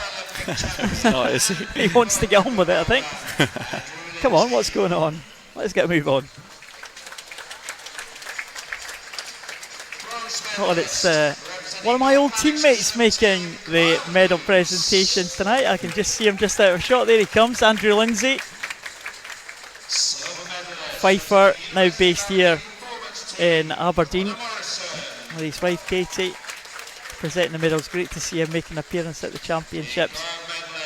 There's Kyle Hughes with the bronze medal. There's Conor Morrison, still not looking impressed with his silver medal. No, he's not, is he? He obviously wanted more from that race, so he must be a bit disappointed. But he showed up. He's still clapping the other swimmers, so it's great to see that anyway. Jack Milne taking the title. Well done, Mr. Lindsay. A nice performance there. He retired after the Beijing Games, Andrew Lindsay. So been retired a little bit longer than you. A little bit longer than me, yeah. But maybe I'll get asked back in a while. So medal presentation. Do some medal presentations or something. Yeah, you'd be good at that. I'll probably stick to the commentary, to be honest.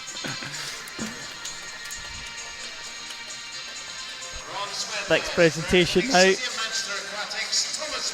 Thomas Payne taking the bronze medal for the men's 200 metres individual medley.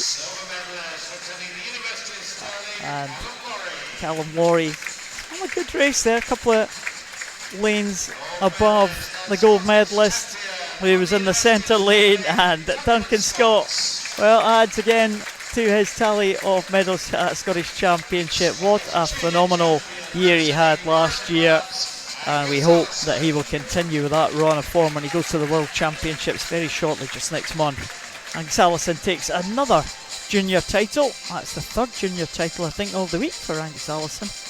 And he's a bit of an all-rounder. 1500 freestyle, 200 breast, 200 IM. It's not a bit of an eclectic mix there. Yeah, isn't it? It sounds like a very difficult mix. He obviously just likes the hard events that other people right. might not want to do. I think that's quite common with 1500 funk rollers, to be honest. Maybe chucking a 400 IM, a 200 fly, just all the difficult things, And why not? Well, I probably shouldn't ask you that as a 50 specialist. I used to do the 1500s back in the day. Thankfully, yeah, I remember you saying that, yeah. Thankfully, I managed to drop down to the 50 breaststroke, which is more my style of race. But no, I definitely had my fair share of the difficult events. Erin Swan taking the medal for the 400 freestyle. She tied on points with Cara Smythe for that one, but Erin was slightly faster. Tony Shaw and Ellie Simmons. Great to see Ellie Simmons supporting these championships. She's an old teammate of Andrew Lindsay. Andrew and Ellie were on the GB team for many years together. And they know each other well. Great pals. And Ellie is just such an ambassador. No one has a bad word to say about Ellie. Absolutely ever. not. Like she conducts with such class, such professionalism, and it's great to see her coming out to Aberdeen and representing these championships, like you say. So and it's great for the other swimmers like Tony Shaw to see her there and to see her racing as well. So yeah, brilliant to see her here. Victoria Catterson takes the bronze medal this time. It was silver in the 800. It's bronze in the 400 for the Ulster swimmer. And there's Sophie Smith from just down the road, our Bro St Thomas swimmer. At the local from right here in Aberdeen Performance wins another Scottish title. It's got you intrigued, that Hannah Miley question, hasn't it? You got to question it. Like, I'm looking at the medal here and I'm thinking, what number is that? You know, is that number 100? 200? Question for Twitter for sure. Madeline Robertson. As the men are out for the next event. No rest for us. We move on to the 200 metres backstroke. No multi-classification race this time. Go straight on to the B final. The multi-classification events are restricted to those that appear in the Paralympics, so it is a restricted programme. So there's no 200 metres backstroke in the Paralympic programme, so no multi-class events here. We do have the B final. Andrew Sawkins, Edinburgh University, George Cowan from St Thomas, Cameron Travis from Aberdeen Performance, Sheen O'Rourke from Connaught, Logan Eason from Stirling Swim, Stuart Crawford from Glasgow University, Fraser Wilson from Warren de Bass, Ryan Robertson, City of Glasgow, and at the top, the two from the Lothians, West Lothians, Thomas Coates in 8, and Sean Craigmile from East Lothian in the outside lane in lane number 9. Again, a couple of names we'll recognise from previous events there. Thomas Coates in that very first event in the IM, he's back in for the 200 metres backstroke now. And it's pretty close on that first 50, but maybe Ryan Robertson, City of Glasgow, the 17-year-old, just leading them through. Yeah, it looks like he's gone out the fastest out of the boys. I think that with a 200 backstroke, it is maybe a little bit easier to pace, in that you don't have a dive at the start of the race. You've got a natural backrow start, so you're probably a bit more even splitted throughout the race. But it all depends on if he's expended too much energy on this first length, and everyone goes past him from here on. Well, not many have gone past him as they come to the halfway point. Stuart Crawford, the only one from City of Glasgow. Well, in fact, Glasgow University. That's Stuart Crawford. Better not make that mistake. Two rival clubs. Possibly. He's looking pretty good. The two leading them, Ryan Robertson and Stuart Crawford. But has anybody just got something left to give in the final 50 here as they come up to the final turn? It's definitely not all over yet. Absolutely not. Like, Stuart Crawford's definitely taken it out, and he's holding on here, but it all depends on how much these boys can push this last 50, push the underwater, try and get as much as they can out of their legs, and then really batter home. Well, Stuart Crawford looks like he might just have this one sewn up. Ryan Robertson has swum a good race. He's trying to hold on to second position. I don't think anyone is going to catch Stuart Crawford now. I think he is away and clear. It looks like it is a tussle for third spot now, but it is going to be Stuart Crawford who's going to bring them home, with Ryan Robertson in second place. Crawford gets it 2:10.85. Robertson with 2:12.65. And third place, I think, might just be Cameron Travis in 2:13.32. So Cameron Travis just claiming that third spot from down there in lane number 2. Came back strongly, but the swimmers in the middle, well, they came back at the leading 2, but they just had too much of an advantage in the end. Yeah, he did, didn't he? He obviously faced that very well. You know, he didn't get too excited on the first 50 to go out too fast, but he controlled it from the second one onwards, and nobody could catch him come down the last length. Well, swimmers coming out now for the A final. Again, a couple of big names in this one. Conor Massey from City of Glasgow goes in lane 0. Sam Page from University of Stirling in 1. Jack Munsey, one of the junior swimmers, he goes in lane 2 for Perth City. Mark Ford, the other junior swimmer, right next to him from City of Glasgow. The experienced men in the middle, Craig McNally, University of Stirling in 4, and Stephen Milne from Perth City in lane number 5. Perry Gardner, silver medalist In the 100 backstroke, he is in lane 6. Keir Edgar from first goes in lane 7. Might have guessed he was from first with the noise of the first supporters. Neddy Irwin from Munster goes in 8th, and Giano Napolitano gets into this A final. University of Stirling swimmer at the top. Craig McNally clearly ahead of the field, and he's been showing some good form recently, Craig McNally. Yes, hasn't he? I think he's recently made a move over to Stirling from City of Glasgow, and obviously getting his stroke right over there, and they're can put in the goods. But it's interesting to see Stephen Milne here, obviously very good at the 200 backstroke, don't get me wrong, but you know, he's more of a 200, 400 metre front crawler. He's one of the ones contesting for that 4x200 British team, so interesting to see what he can do next year as well. Stephen Milne, the red cap. One line down from him, it's Craig McNally. See the backstroke starts, they'll try and make the most of this 15 metres underwater. The red markers at 15 metres, and the leading 3 certainly almost bang on that 15. Yeah, they need to be. I think that when it comes to backstroke at this level, you know, you got to be utilising the whole 15 metres off the wall, because at the end of the day, it's 30% of the race if you do it off every single wall. So it is very important when it comes to this level of sport. Of course, allowed 15 metres off every turn as well, so I wonder how far they will go under the water there. McNally did a good job there, almost about 12 metres there. Yeah, definitely. He wants to push it as far as he can. Obviously, there's only so much that your lungs can really take when it comes to that, and obviously it's a 200 metres, so you've got 4 of them in the race. So if he's pushing 10 to 12 metres on every single one, then he's getting a good chunk of it that gives his arms a wee bit of a rest, and he can focus on that for the rest of the length. Oh, Perry Gardner putting some pressure on Craig McNally. Those are the leading 2. They were gold and silver in the 100. So Craig McNally, well, very much regarded as a 200 metre backstroker in the past. Had a great season a few years back, making the World Championship final, setting the Scottish record, which he still holds. And he was always renowned for having a blistering last half of the race, and there he goes. Yeah, it was always brilliant to watch, wasn't it? It was always you never knew where he was in the race, and he was always a nice, steady arm stroke, and then suddenly it came to the last length, and he doubled his rate, doubled his speed, and somehow he was going past everyone. Stephen Milne just about moving into second position now, ahead of Perry Gardner. Doesn't look like he's going to catch Craig McNally, because there is the increase in stroke rate for Craig McNally down this last 50.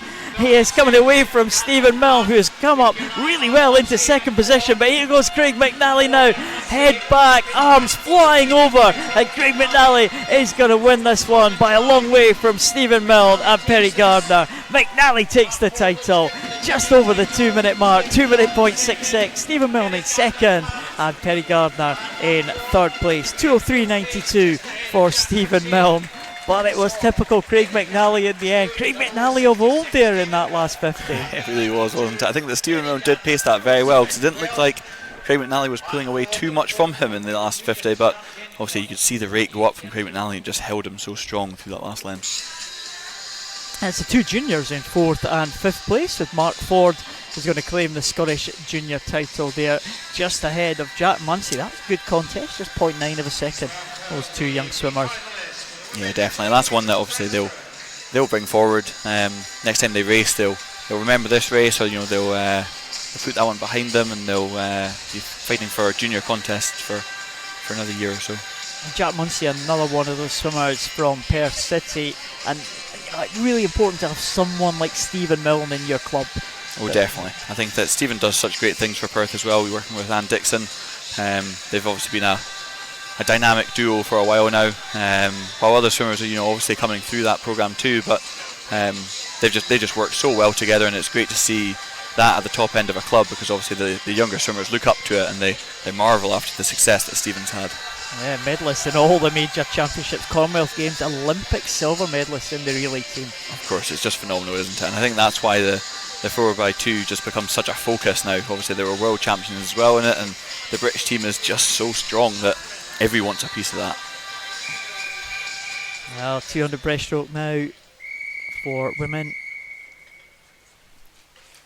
B final just about to go. Alicia Bain from Aberdeen Performance in 0. Katie Goodburn from Warren de Bass in 1. Shona Graham, Dundee City Aquatic in 2. Nuala Gow from Geary in lane 3, Katie McKenzie in 4 from City of Glasgow, Natalie Coogans from University of Stirling in 5, Anne Hutchison from Edinburgh University in 6, Fern Crichton from Perth City in 7, Beth Nolan from Munster in 8, and Benedict Jensen from Denmark over there in lane number 9. The swimmers in a row, and the higher of the lane numbers, the second half of the lane numbers here. Almost about 6 swimmers all in a row, but they're all led by Katie Goodburn, who's gone well in lane number 1.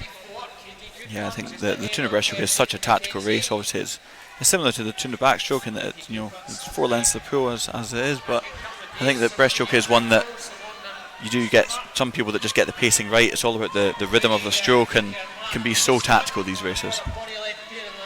Oh, Katie Goodburn was actually the bronze medalist. She's a junior swimmer. She's a bronze medalist in the 100 breaststroke in the senior event. Yeah, that's really impressive. Really impressive. I think that she's obviously just got the knack for it. And I think that breaststroke is one stroke that people either get or they don't, and it is a very hard stroke to kind of learn. But she's obviously just got it young, and she's working with it well. My brother also doing great things as well. Of Archie Goodburn. Of course, yes. Yeah, Archie's he's just been phenomenal for so many years now, hasn't he? And it's great to see he's still making good inroads now. Yeah, off to the European and World Juniors. Archie Goodburn, but Katie Goodburn here showing the rest of the field. The Cleanberry Hales here. Katie McKenzie probably in second place. I'm just looking at the heats this morning for Katie Goodburn. She turned up late for the heat. We thought she wasn't actually going to show up. I think she might have had some sort of a goggle failure or something. She came to the blocks late and she was adjusting her goggles. I wonder if that affected her heat swim. She might have expected to be in that final. Possibly. I think that little things like that, they only come up now and again, but you've got to be so prepared for them. She's obviously got a spare pair of goggles in her bag or with her. She's chucked them on, and she's given a very good heat swim, but yeah, like you say, she might have wanted a wee bit more to get into that A final, because she looks as if she's absolutely controlling this one. Yeah, she's going to make amends for that heat swim, I'm sure. And here is Katie Goodburn, just stretching away now from the others. It looks like she's going to hold on. The 2 in the middle, or 3 in the middle I should say, are having a really close contest here, but they're not going to catch Katie Goodburn. She is going to be in just about 240.39. And in second position it was Anne Hutchison just winning that tussle. Katie McKenzie in third spot, and Natalie Coogans in the centre of those 3 gets in fourth position. But Katie Goodburn really controlled that from the start. Yeah, she did, didn't she? And I think that, obviously she might not have produced quite that calibre of swim, in the morning, but maybe the goggle issue might have had something to do with her heat swim, because with that swim it would have put her 6th into the A final. But a very good swim there, controlled it right from the start. And it didn't look like any of the other girls were going to catch her coming down that last length, which is means that she's put in a really good strong finish. Well, 240 for Katie Goodburn. The A final is coming up now. Ellie McCartney from Swim Ulster. She was tweeting earlier today. Hint, hint. Yeah. I can check them, but I really don't think I've got internet over here. 14-year-old from Ulster, Ellie McCartney. Avril Bowler from Borough of Kirklees in 1. Annabel Guy Johnson, Edinburgh University in 2. Yvonne Brown, South Lanarkshire in 3. Cara Hanlon, the winner of the 100 metres breaststroke yesterday. She goes in 4. Hannah Miley back in the water again. She goes in 5. Orla Adams, multi-medalist at these championships so far, in 6. Amy O'Doyle from Munster in 7. Lucy Ross in 8 from South Lanarkshire, and Sophie Bain from Aberdeen Performance, the only junior in this one. So if she completes the distance, she will claim the junior title. Oh, Hannah Miley next to Cara Hanlon. That might well be the contest. Cara Hanlon swam a great 100 breaststroke yesterday.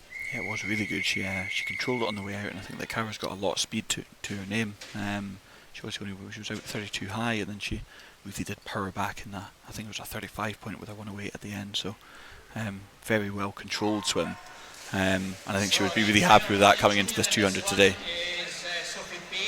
Annabel Guy Johnson, the second Edinburgh University swimmer, also a medalist at junior level on the world stage. Yeah, definitely. I think that it's great to have them training together. Like I say, it's so important to have teammates that are doing similar events to you in the pool, day in, day out. and obviously they will be pushing each other to better themselves and better to each other. Also in the field as well, Yvonne Brown, who's had a good week. The slight figure of Yvonne Brown, see, in that blue cap there, just contesting for maybe 4th position, but out in front as they go through that first 50. Cara Hanlon ahead of Hannah Miley and Orla Adams. Maybe the big three, maybe the three that will contest for the medals here. I think so. They're the slightly elder three, I guess, if you want to put it that way. But they've obviously been swimming for a while and they know exactly how to race it. They've been at these Scottish Championships before, so really they're just racing each other and really trying to push on and try and put in some good swims. Cara Hanlon, the breaststroke specialist, if you like. Hannah Miley, the all-rounder. Cara would love to get ahead of Hannah on this occasion, wouldn't she? Yeah, definitely. I think that Hannah her breaststroke is just so good. I think that really does drive on her IM. So obviously it becomes such a tight contest when you end up racing, specifically breaststrokers. But Hannah's looking really strong. Cara's looking really strong here. She's got a good body length up on Hannah just now, and I think that if she's paced this right, she should be okay. But you never know what's going to happen at the end of a tuna breaststroke. Well, you've got to expect that Hannah Miley is going to be strong in this last 50. Cara Hanlon probably is going to have a lead as she goes into this final turn. She has around about a body length, maybe a second or so advantage. That might be enough for Hannah Miley to be seen off by Cara Hanlon, but you never know. Hannah Miley will give absolutely everything on this final 50. Absolutely, that was a 39 point for Cara Hanlon there, so if she can come back very similar, it's going to be very close to this 230 mark, but it all depends on how much Cara's hurting and how much Hannah's actually chasing her here.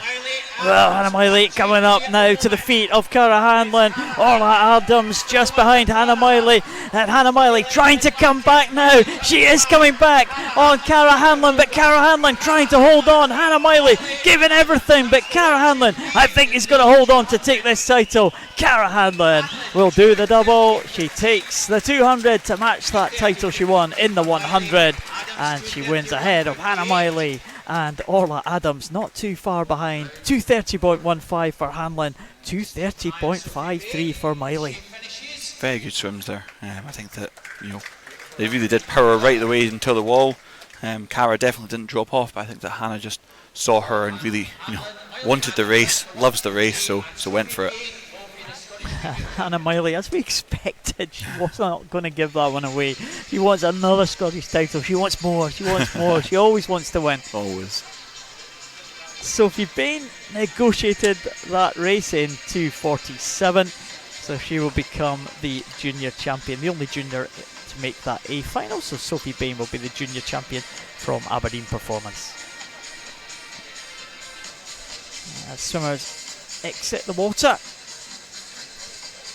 next event will move up to far side of the pool, the 50 metre event. I think we go into medal presentations before that.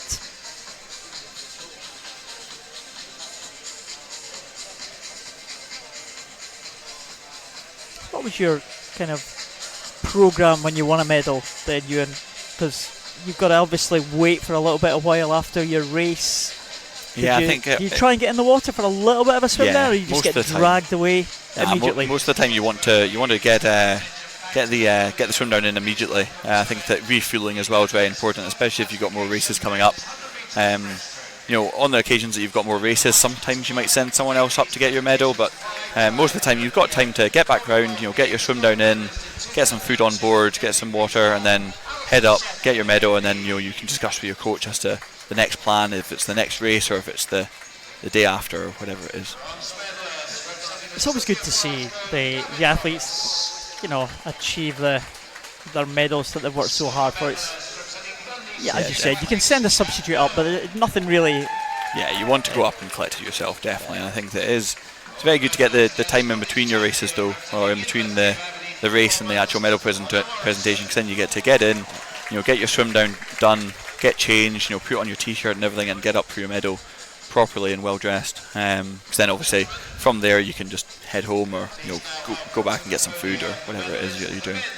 That was the multi-class medalist Gavin Roberts with the bronze, Jack Milne the silver, and Conor Morrison taking that title, presented by Alison Shepherd, 5-time Olympian.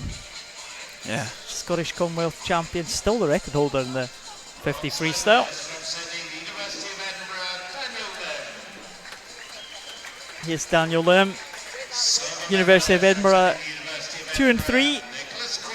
Nicholas Quinn, you said he'd be happy with that one to get ahead of his teammate. I think that from what I understand from the Edinburgh programme, I think that will just be just a wee kind of laugh, you know, a wee head nod, and that you kind of got you on that one, but we'll see about the next. But yeah, good racing from the boys, and I think there was good improvements from this morning's swim too. So.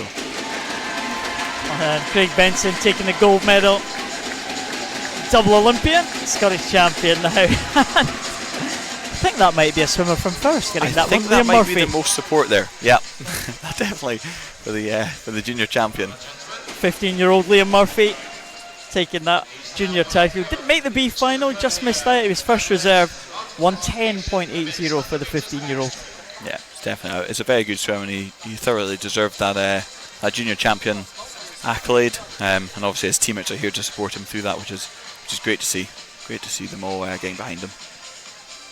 Yeah, they've definitely been the noisiest team this week so far. The first team, they've come with the musical instruments. They've cheered absolutely everyone. Multi-class medals for the 100 metres backstroke. There's Lottie Barry from Ren 96. You'll be delighted with that one. First medal at the National Championships for Lottie Barry. Another medal this week for Natalia Polchai on the left there, and there is the new Scottish record holder Beth Johnson from the Borders. Disappointed to miss out on the 50 freestyle, but the Commonwealth Games swimmer from last year breaks her own Scottish record tonight. She looks happy about that one, Beth Johnson. That's great. Yeah, she did, didn't she? So it's always nice when you end up at the top of the podium and you're getting handed your medal. It's always a nice state to be in, isn't it? No matter what swim you've done. This is one of the real quality races of the evening. 3 Scottish internationalists taking the first 3 places in the same order as they took the places in the 50. Lucy Hope with the bronze, Cassie Wilde with the silver, and the champion, Scottish record holder, Kathleen Dawson. Great to see her back performing so well. Yeah, definitely. It's always tough coming away from an injury, but it's even nicer when you've come away from an injury. You've been a bit down and then you manage to get back up to form. It's always very appreciated. So it's great to see her back up on the top of the podium and putting in the good swims again. And Ellie Turner, another junior title for the Carnegie swimmer. She actually took the junior title when Hannah Miley took the senior title, and Ellie Turner towered above Hannah Miley the other day. Great prospect, Ellie Turner. She's been swimming really well this week. Another junior title for her.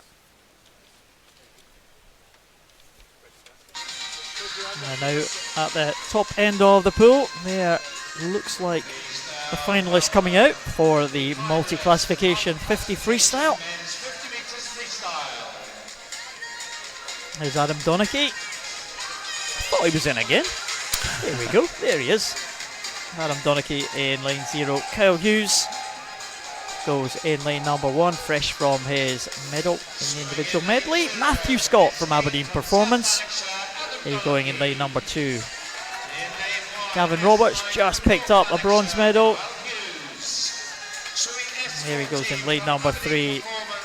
Holly Carter jumping about at the back of the blocks. Scottish record holder in S10. Now swimming in the University of Stirling. There's Ollie Carter. Getting those muscles moving. A couple of wee jumps, you know. I think Ross Murdoch's very well known for that, for his high leaps. Well, University of Stirling thing, maybe. Maybe. John Law, the visually impaired swimmer in lane number 5. Dylan Bleakley from East Lothian, 16-year-old. Next to another 16-year-old, Logan Smith from North Lanarkshire. Logan Smith goes in lane 7. Cameron Hemphill goes in lane 8 for Carnegie.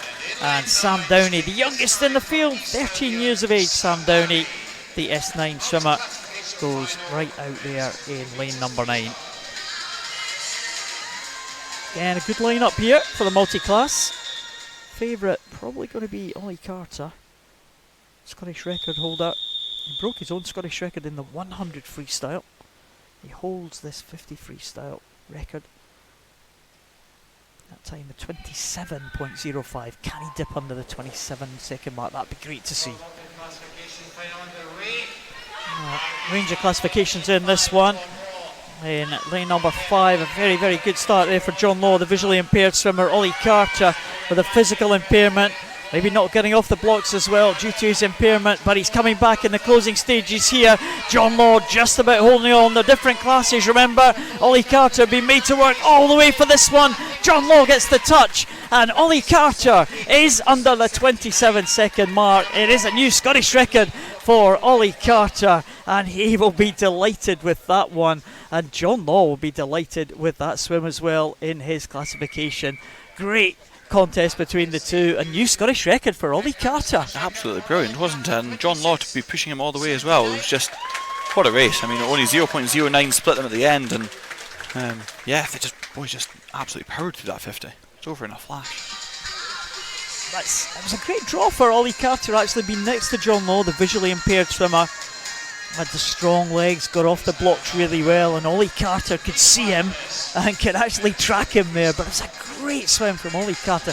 He's really been progressing in recent years. Yeah, definitely. And with a race like that, it's so great to have somebody going, that sort of speed next to you, because you can just absolutely fight it out with them. And they might not have known they were going so fast, when they were racing each other, because you never know what anyone else is going to do in your race. But when you touch the wall and you realise, oh, we both went quick there. Yeah, 2 good times. They'll be pleased with those times. The 2 at the front of the field there, and I think they may well have just claimed that multi-classification medals in terms of who was closest to the record for their particular classifications. The B final just about to go now. Fraser Meadows, Chris Muir, Max Tambling, Eddie Watson, Sam Horrocks, Michael Hewitt, Joe Watt, Robert Bryce, Angus Nichol, Jack Watson. Sam Horrocks, medalist in the butterflies, going on the freestyle here. Had a good start, those straight arms there for lane number 4 of Sam Horrocks for City of Manchester Aquatic at the start here.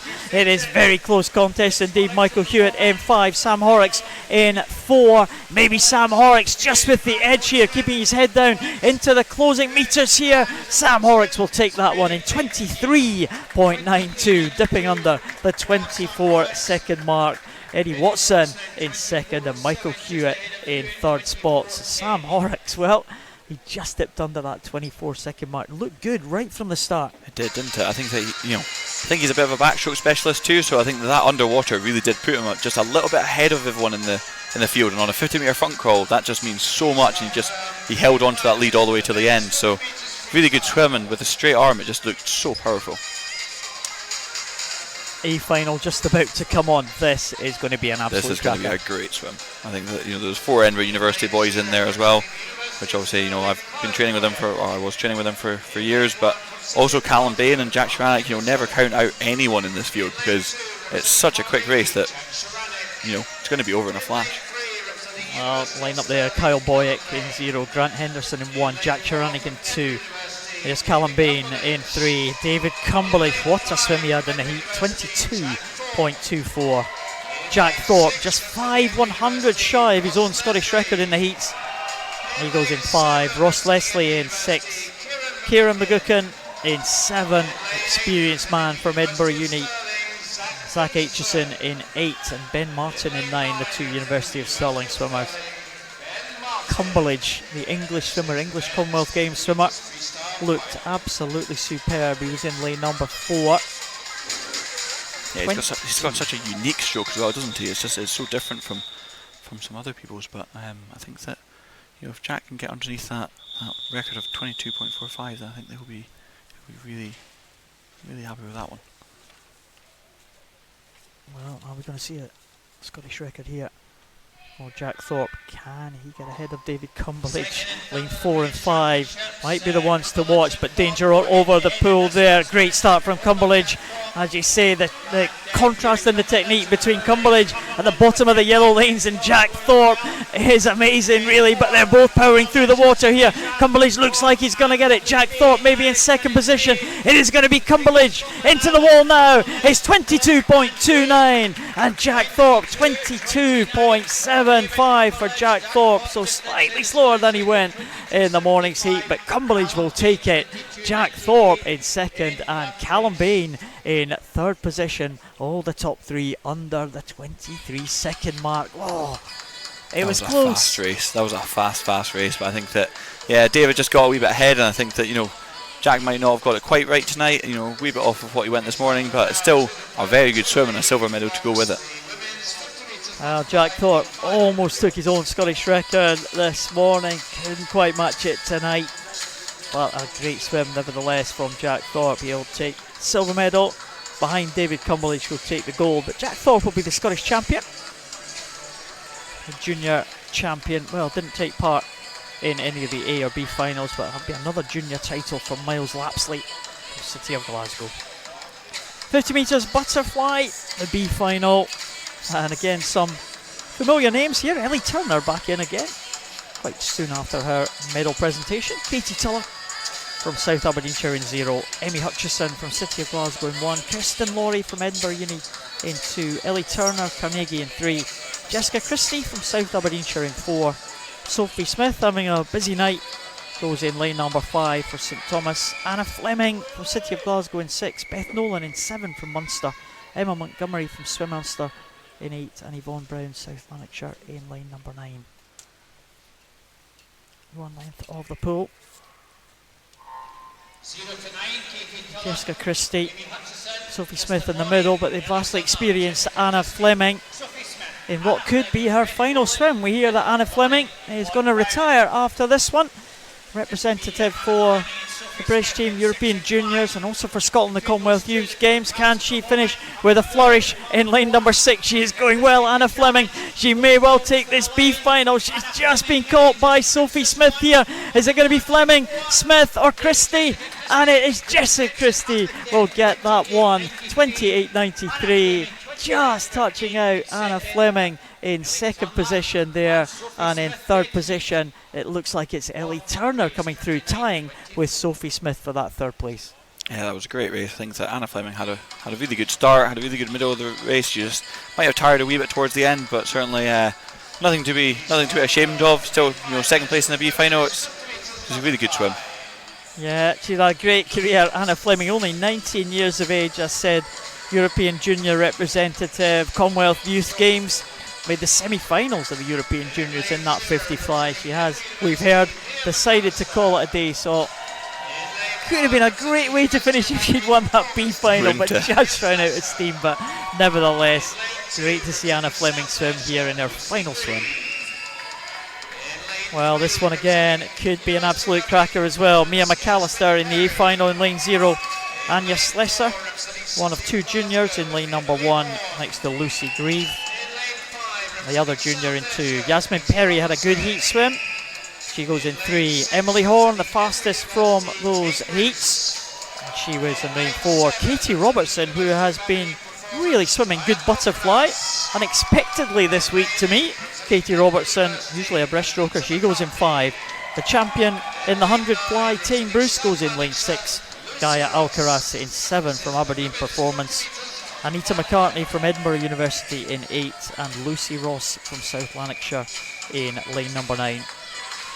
Well, Scottish record stands to Shan Harkin, set in 2013, 26.75. Could that be under threat?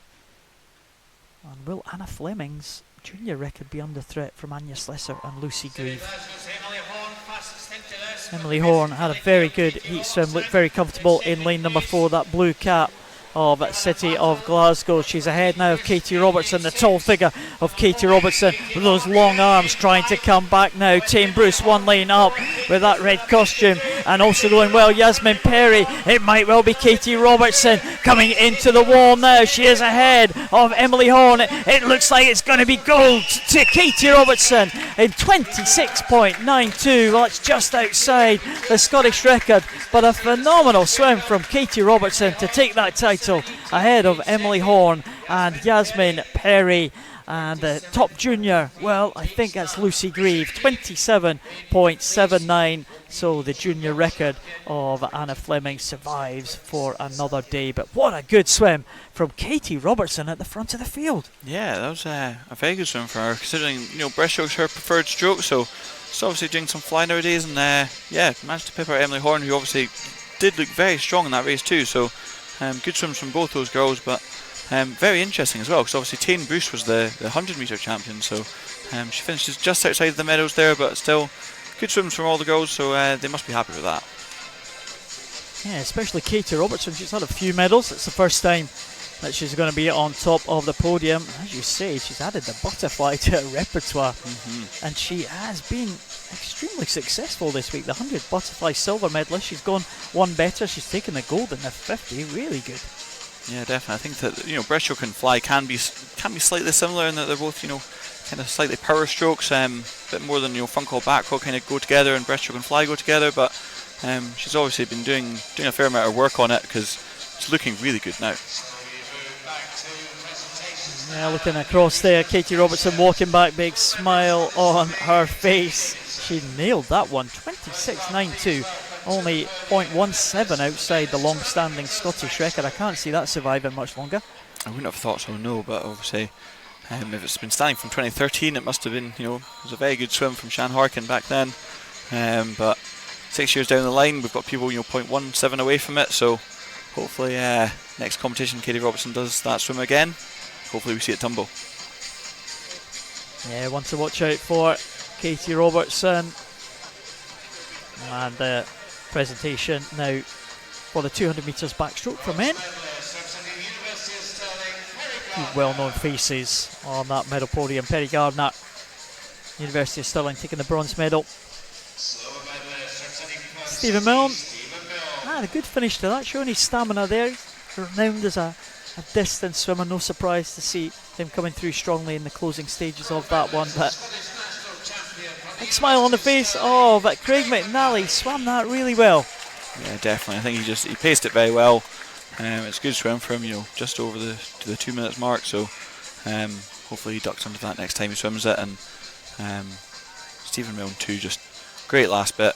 Craig McNally didn't pull away from him, and that's what we were used to seeing. So he's obviously finished very strong himself too. Yeah, Craig McNally enjoying himself. There's Mark Ford. He's enjoying himself. Another junior title for the City of Glasgow's Mark Ford, just seeing off the challenge of Jack Munsey in that final. Again, a young man with a big future. We're talking about Mark Ford the other night, saying he's someone who's held age group records from 10 years of age. So now at 16, still claiming the junior title. So one that's really been around for a long time. Hopefully he'll move into the senior ranks as well very shortly. Success. Three ladies in the 200 breaststroke. We've got a number of medals to their name this week. Ola Adams taking a bronze medal. Hannah Miley, silver this time for Hannah. Can't add that to the tally of the golds, can we? Unless we're going overall all medals. Then it'd be even more interesting. That would be tough. Cara Hanlon at the top of the podium again. She has had a good last couple of days. Yeah, really, really good. Her 100 was very impressive, and 200 very impressive. So she'll be chuffed with the way she's raced up here, and whatever competition she's going on to next, hopefully she steps it up again. And Sophie Bain taking the junior title. Only junior swimmer in the A final.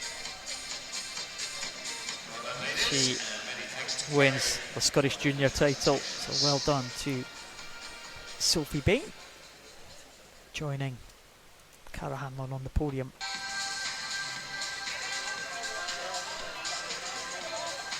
Seen some good swims tonight. Yeah, definitely. Some close races. 50's always very, very interesting. Yeah. I mean, the 50 front call wasn't as close as I thought it would be, but the 50 fly certainly did deliver between Katie Robertson and Emily Horan, but David Cumberley's just controlling that 50 metre front crawl. Move right to the other end of the spectrum now, the fastest heat of the 800 freestyle.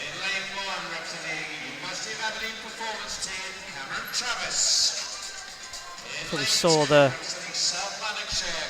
first heat this morning, swam in this morning's heats. We've got the fastest heat now in the final. Alex Thompson from Warren de Bass in lane 0. Cameron Travis from Aberdeen Performance in 1. Keir Buchanan, South Lanarkshire in 2. Angus Rutherford, Heart of Midlothian in 3. Daniel Ferguson from West Lothian in 4. Marshall Illingworth, City of Glasgow in 5. Ryan Duncan from St Thomas in 6. John Taylor, Aberdeen Performance in 7. Graham Squires from Highland in lane number 8. So 9 swimmers in this fastest heat. And 4 of them are junior swimmers. Alex Thompson, Cameron Travis, Ryan Duncan and John Taylor. They'll be vying for that Scottish Junior title, I'm sure. We've seen a few of the juniors actually claim medals in the senior events. Kelly Turner did the double. Yes, there is senior and junior champion.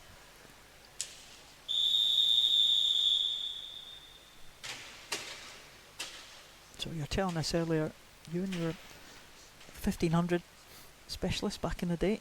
Back in the day, yeah. I was, I think it was from the ages of about maybe 10 to 15. I think it was when I turned 16. That was kind of when my shift changed to breaststroke. But I certainly, I did my fair share of 1500s, 800s, and 400 IMs when I was younger. I think I just liked working hard, so worked hard in training and did the harder events when I was racing. So definitely don't regret it, but definitely enjoyed my change to the 50 breaststroke. Yeah, breaststroke.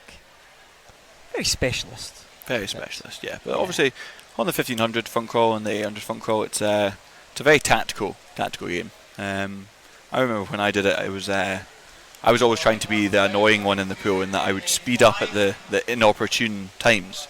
So it's like most people on the 800, they speed up at halfway, 400 or last 100 meters. I would try and speed up at like 625 meters. That was one of the times I would speed up, and it would catch some people out, and it was something that I would think would be such a great race mechanic. But yeah, it's very important to just maintain the same sort of times throughout them. So maybe my tactic wasn't probably the best shout for me. But did you ever do the 800? Was that one that you?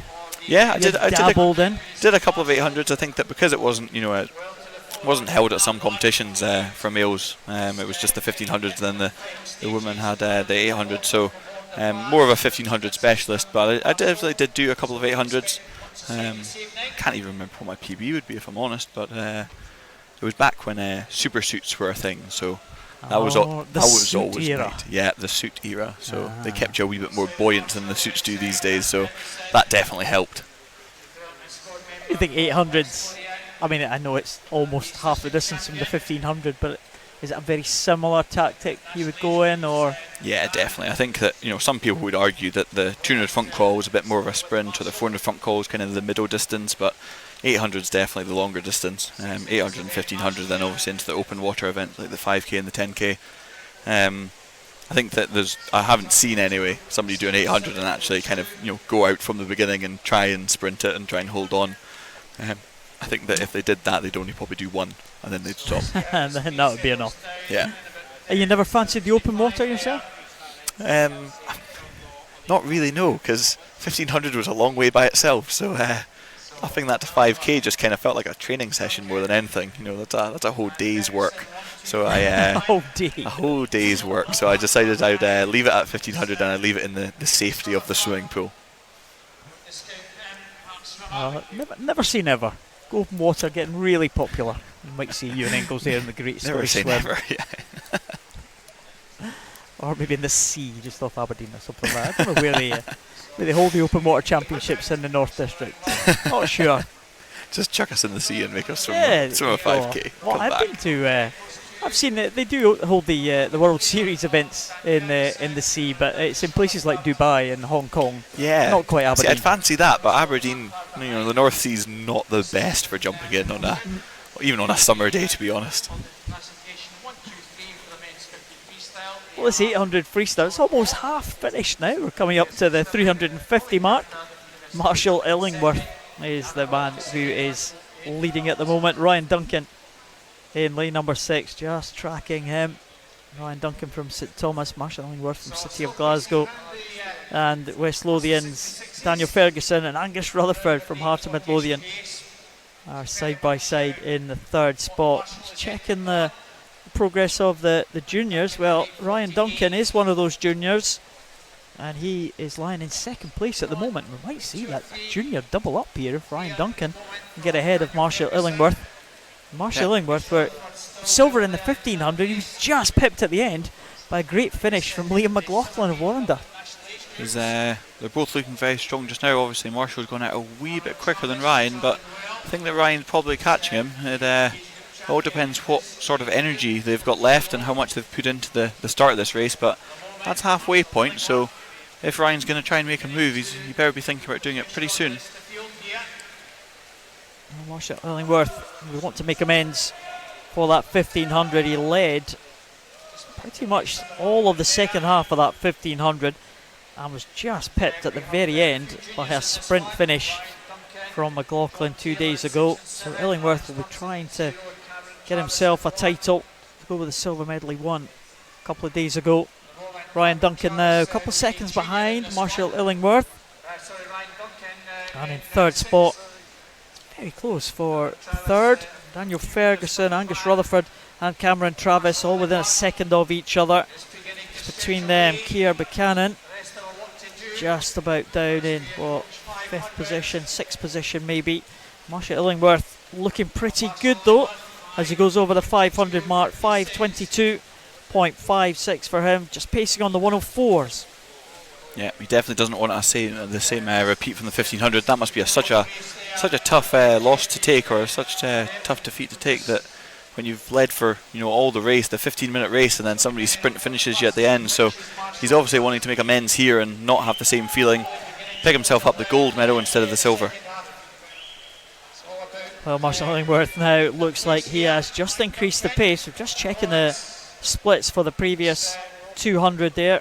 We saw a 200 of around about 2:11 for that previous 200. Looks like this 3rd 200 is going to be significantly faster there, and you think that's maybe the tactic? As you said, some people just try to get to halfway then up the pace. Is that what Marshall Illingworth's done? It certainly looks like it. Yeah, definitely. I think that when he came off that wall in that 400 metres, you see his leg drive just actually kick in, so he might be trying to negatively split the swim, and then obviously when you try that, you might actually end up holding a relatively constant pace. But he's looking very strong now, and especially when he comes off the walls, the leg beat kick definitely does kick in. So he's obviously looking pretty strong just now. 200 metres to go, and this is definitely his race to win. Yeah, we've gone 2:07, 2:11, and then 2:08 for the 300s now, and that Marshall Illingworth definitely picking up the pace here, and the youngster Ryan Duncan now looks like he is holding on for 2nd. He's clear in 2nd at the moment, but he is very much under threat from Cameron Travis in lane number 1, and Cameron Travis is another one of these juniors. Yeah, it looks like it's the battle for 2nd place, but also battle for the junior here. Especially the fact that Ryan Duncan, he was out by himself. He was up with Marshall Illingworth at the start, so he might be fading a wee bit, and it might be Cameron's time to shine past him. Well, Ryan Duncan, he did trap Marshall Illingworth in the early stages here. Might that have been a mistake for the young man? Did he get sucked into someone else's race? Possibly. That's the thing. You've got to focus on your own race first and foremost. But he's certainly breathing that way, so he can definitely see Cameron on the other side of the pool. He's just got to watch out for him and get this last 100 metres under his belt. Well, the two young men are being buoyed by the sound of the bell, as has Marshall Illingworth. There's going to be no mistakes this time, surely, for Marshall Illingworth as he comes up to this final turn. It's a real tussle. Cameron Travis and Ryan Duncan. They're absolutely together, and also coming through, Daniel Ferguson finishing really strongly in the middle, but he might have just left it too late to be in the medals as Marshall Illingworth heads for home. Yeah, definitely, he really is. He's looking so strong here, and I think that both the boys in second place just now, both the youngsters, the Cameron and Ryan, they definitely know each other are there. They're kicking for home. This really does look like a sprint finish. Marshall Illingworth is going to take the title this time. It was silver medal in the 1500 metres. It is going to be gold in the 800 for Marshall Illingworth of City of Glasgow. He takes it in 8:36. Who's going to take the silver? Who's going to take the junior title? It's Cameron Travis will take it, just ahead of Ryan Duncan by around about a second. And the fast finishing Daniel Ferguson is another 3 seconds back behind the two youngsters, but a good swim, dominant swim at the front of the field. Illingworth made no mistake there. Yeah, definitely not. If you actually look at his splits there, it was a 4:18.5 and then a 4:18.3. So he actually did negative split the whole race. So that's a very impressive piece of work there, considering he had a dive at the start, and obviously he feels so fresh going into an 800. So he paced it very well. He controlled his race plan. He obviously knew he was going to do that, so he executed it perfectly. Yeah, it was the perfect plan for Marshall Illingworth. The perfect race for him. 8:36.85, an improvement of some 5 seconds from his entry time. That's very good, considering obviously it's not a morning swim that we're basing that off. It is his entry time. So if that's accurate, then that's a very good, very strong swim for him, especially negative splitting it. Improvement of 17 seconds, I think I make that, for Cameron Travis to take the junior title and the silver medal. And Ryan Duncan, well, similar improvement for him, a chunk of seconds knocked off his time as well, and he'll take the bronze. So two juniors will be on the medal podium. You've got to love the distance events where that can happen, can't you? And imagine taking off, even a second off a 50. Just unheard of. Whereas on the 800, 17 seconds, yeah, no problem at all.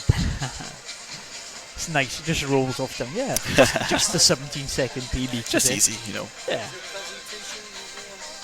Well, medal presentations now before we move on to the relays. We'll love the relays. I bet you love the relays. Always love the relays. I think that I'm looking on it, and obviously my ex-team, Edinburgh University, have two strong girl teams and one strong guy team. But I'm just noticing the Lane 4 guy team has Jack Thorpe, Kieran McGuckin and David Cumberledge in it, who all swam the 50 metre front crawl. So it could be an interesting one as to how they recover. Obviously they might be picking up their medals, I'm not sure, but they'll certainly be getting in the swim down just now, getting some food on board and getting ready for the next race. Well, the multi-class 50 metre medalist, Gavin Roberts, takes that bronze medal, cheered on by his teammates. Scottish record for the S10 was Ollie Carter. Great dip under the 27-second mark for both these swimmers. And there's John Law, the visually impaired swimmer from University of Stirling. He's been around for a while, John Law. He's beginning just to hit some great times now. Again, another one based at that programme at University of Stirling.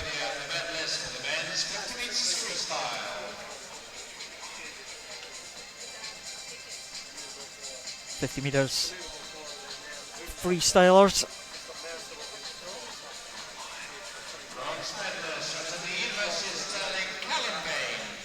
It was a cracking race there. Callum Bain, bronze medal. Well, I said some of these swimmers in the relays. Yeah, so they might, send up a representative so that you've got someone up there collecting the medal for you at least. But obviously they'll be hoping to produce something special in the relay. So they've obviously taken the choice to stay in the swim down pool, get the extra recovery in, and then they'll collect their relay medal if they make one, I guess. That's quality stuff. Jack Thorpe, David Cumberledge taking the gold. Jack Thorpe the silver, and the Scottish champion was Jack Thorpe. The junior champion there, Miles Lapsley. Another junior title for the young man from City of Glasgow. Just missed out on those finals. Just second reserve for the B final. Miles Lapsley, 24 0.84.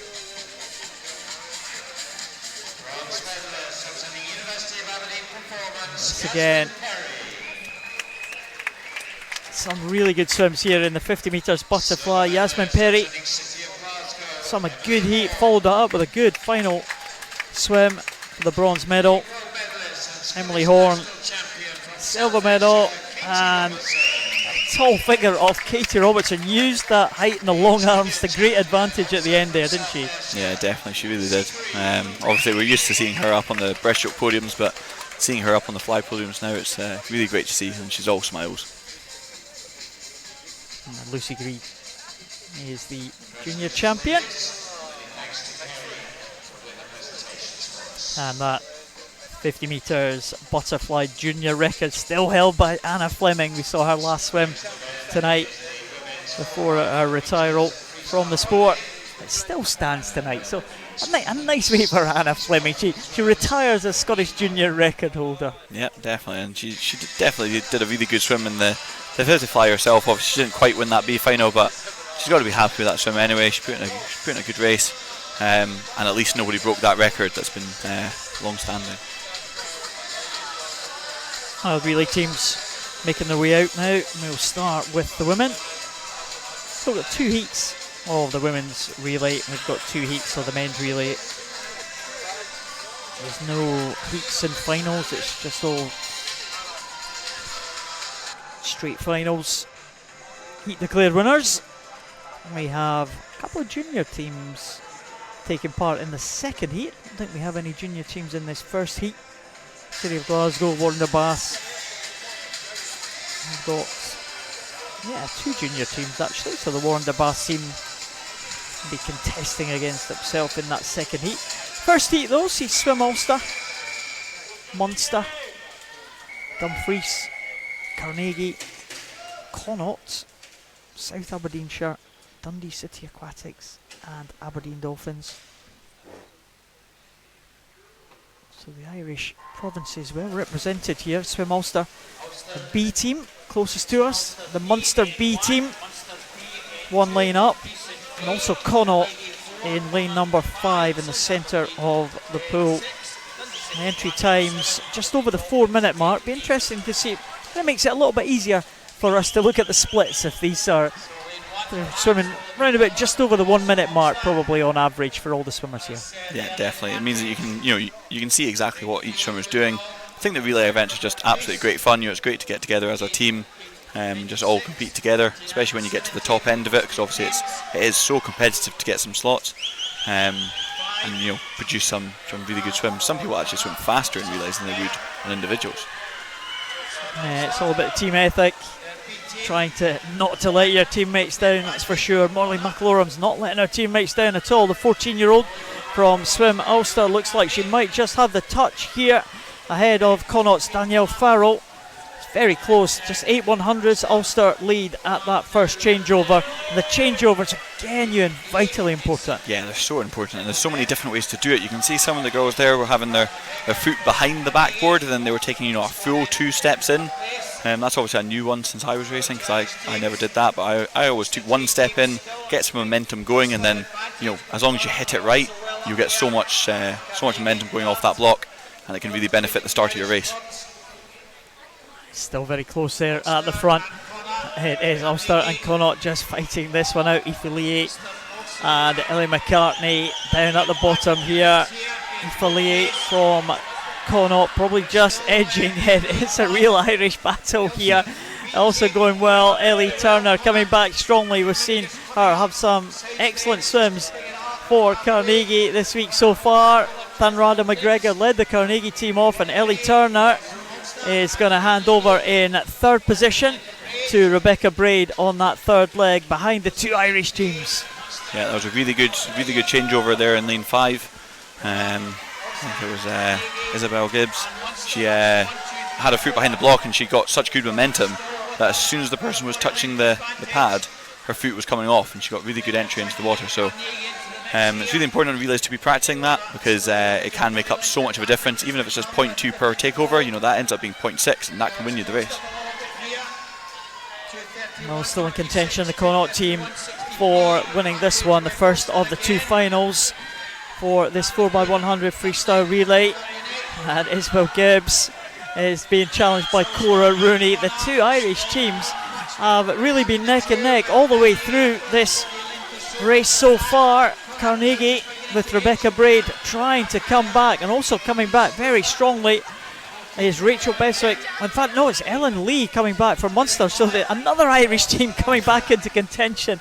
Carnegie against the Irish teams in this occasion.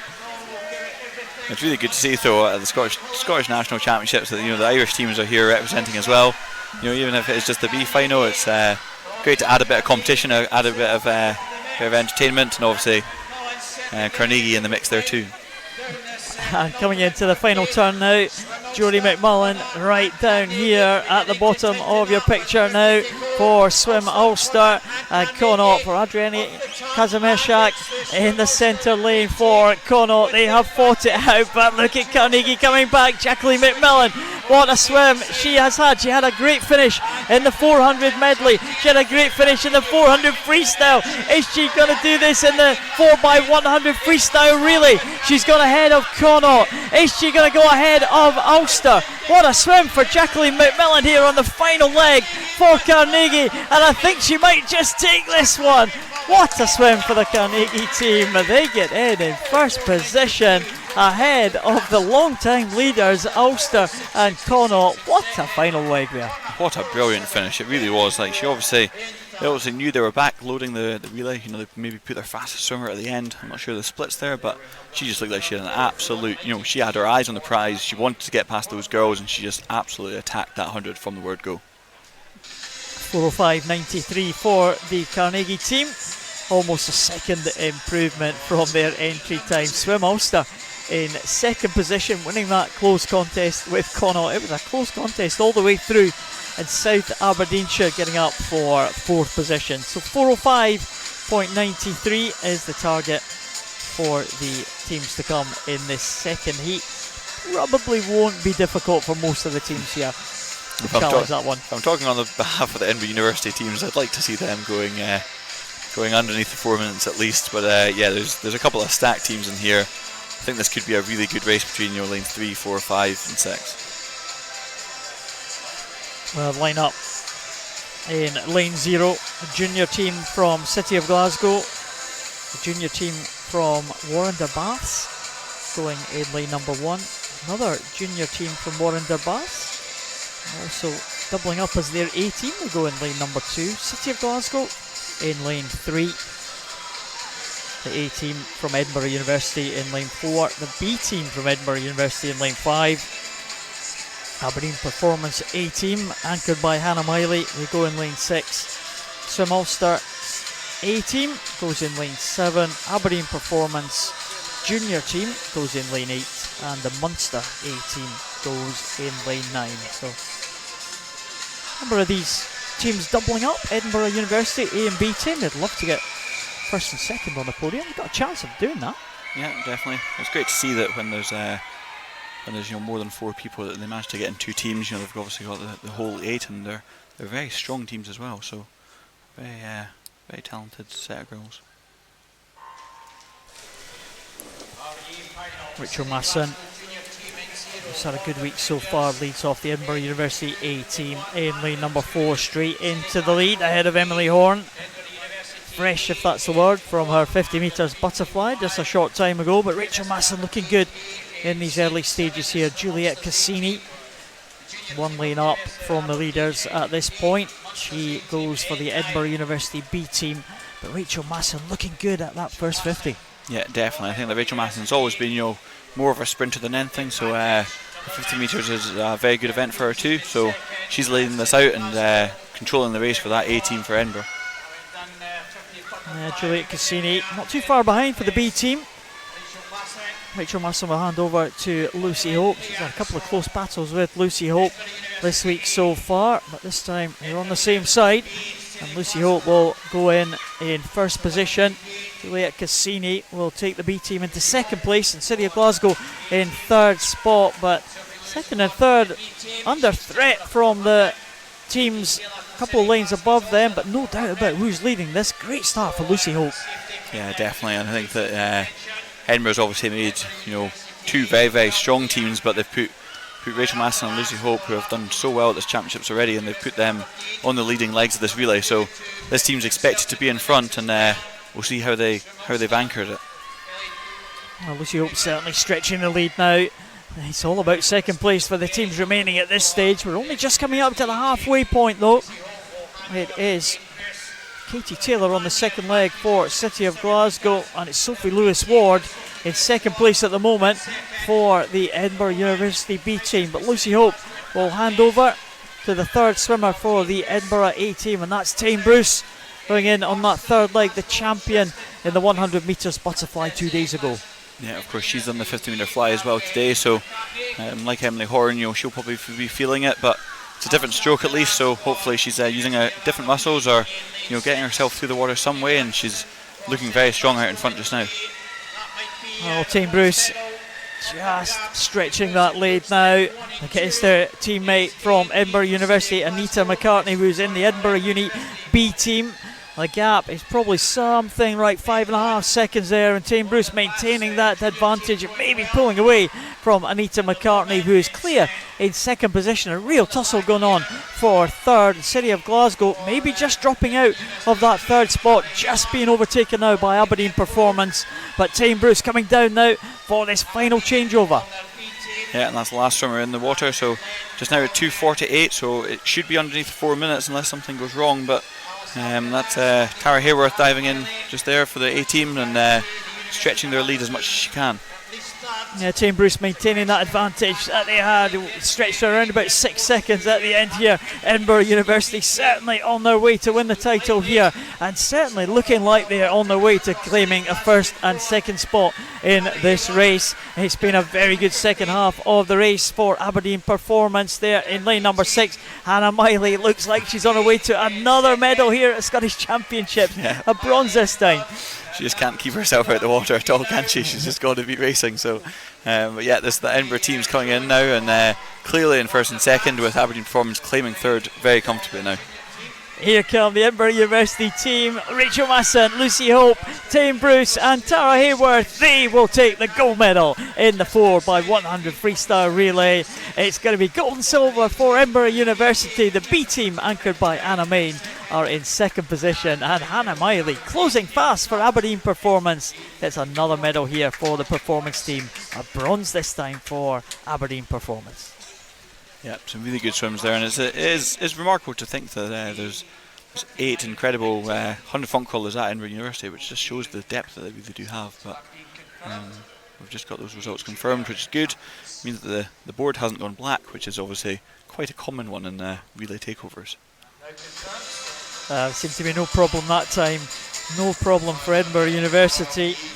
3:47.06 and 3:52.39. Convincing win in the end for the A team, beating the B team into second position with Aberdeen Performance in third spot.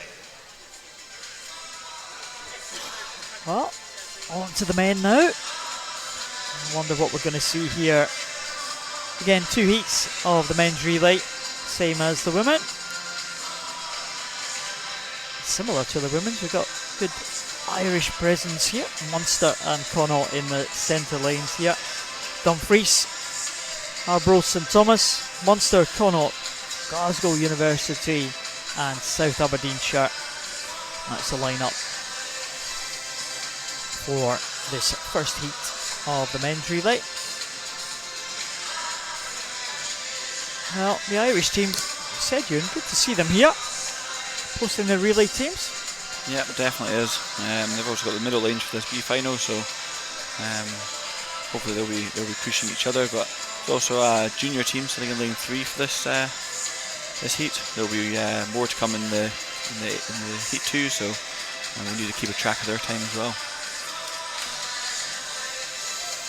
Yeah, St Thomas, Arbroath St Thomas, led off by Ryan Duncan, the 16-year-old. 3 16-year-olds and a 15-year-old as well.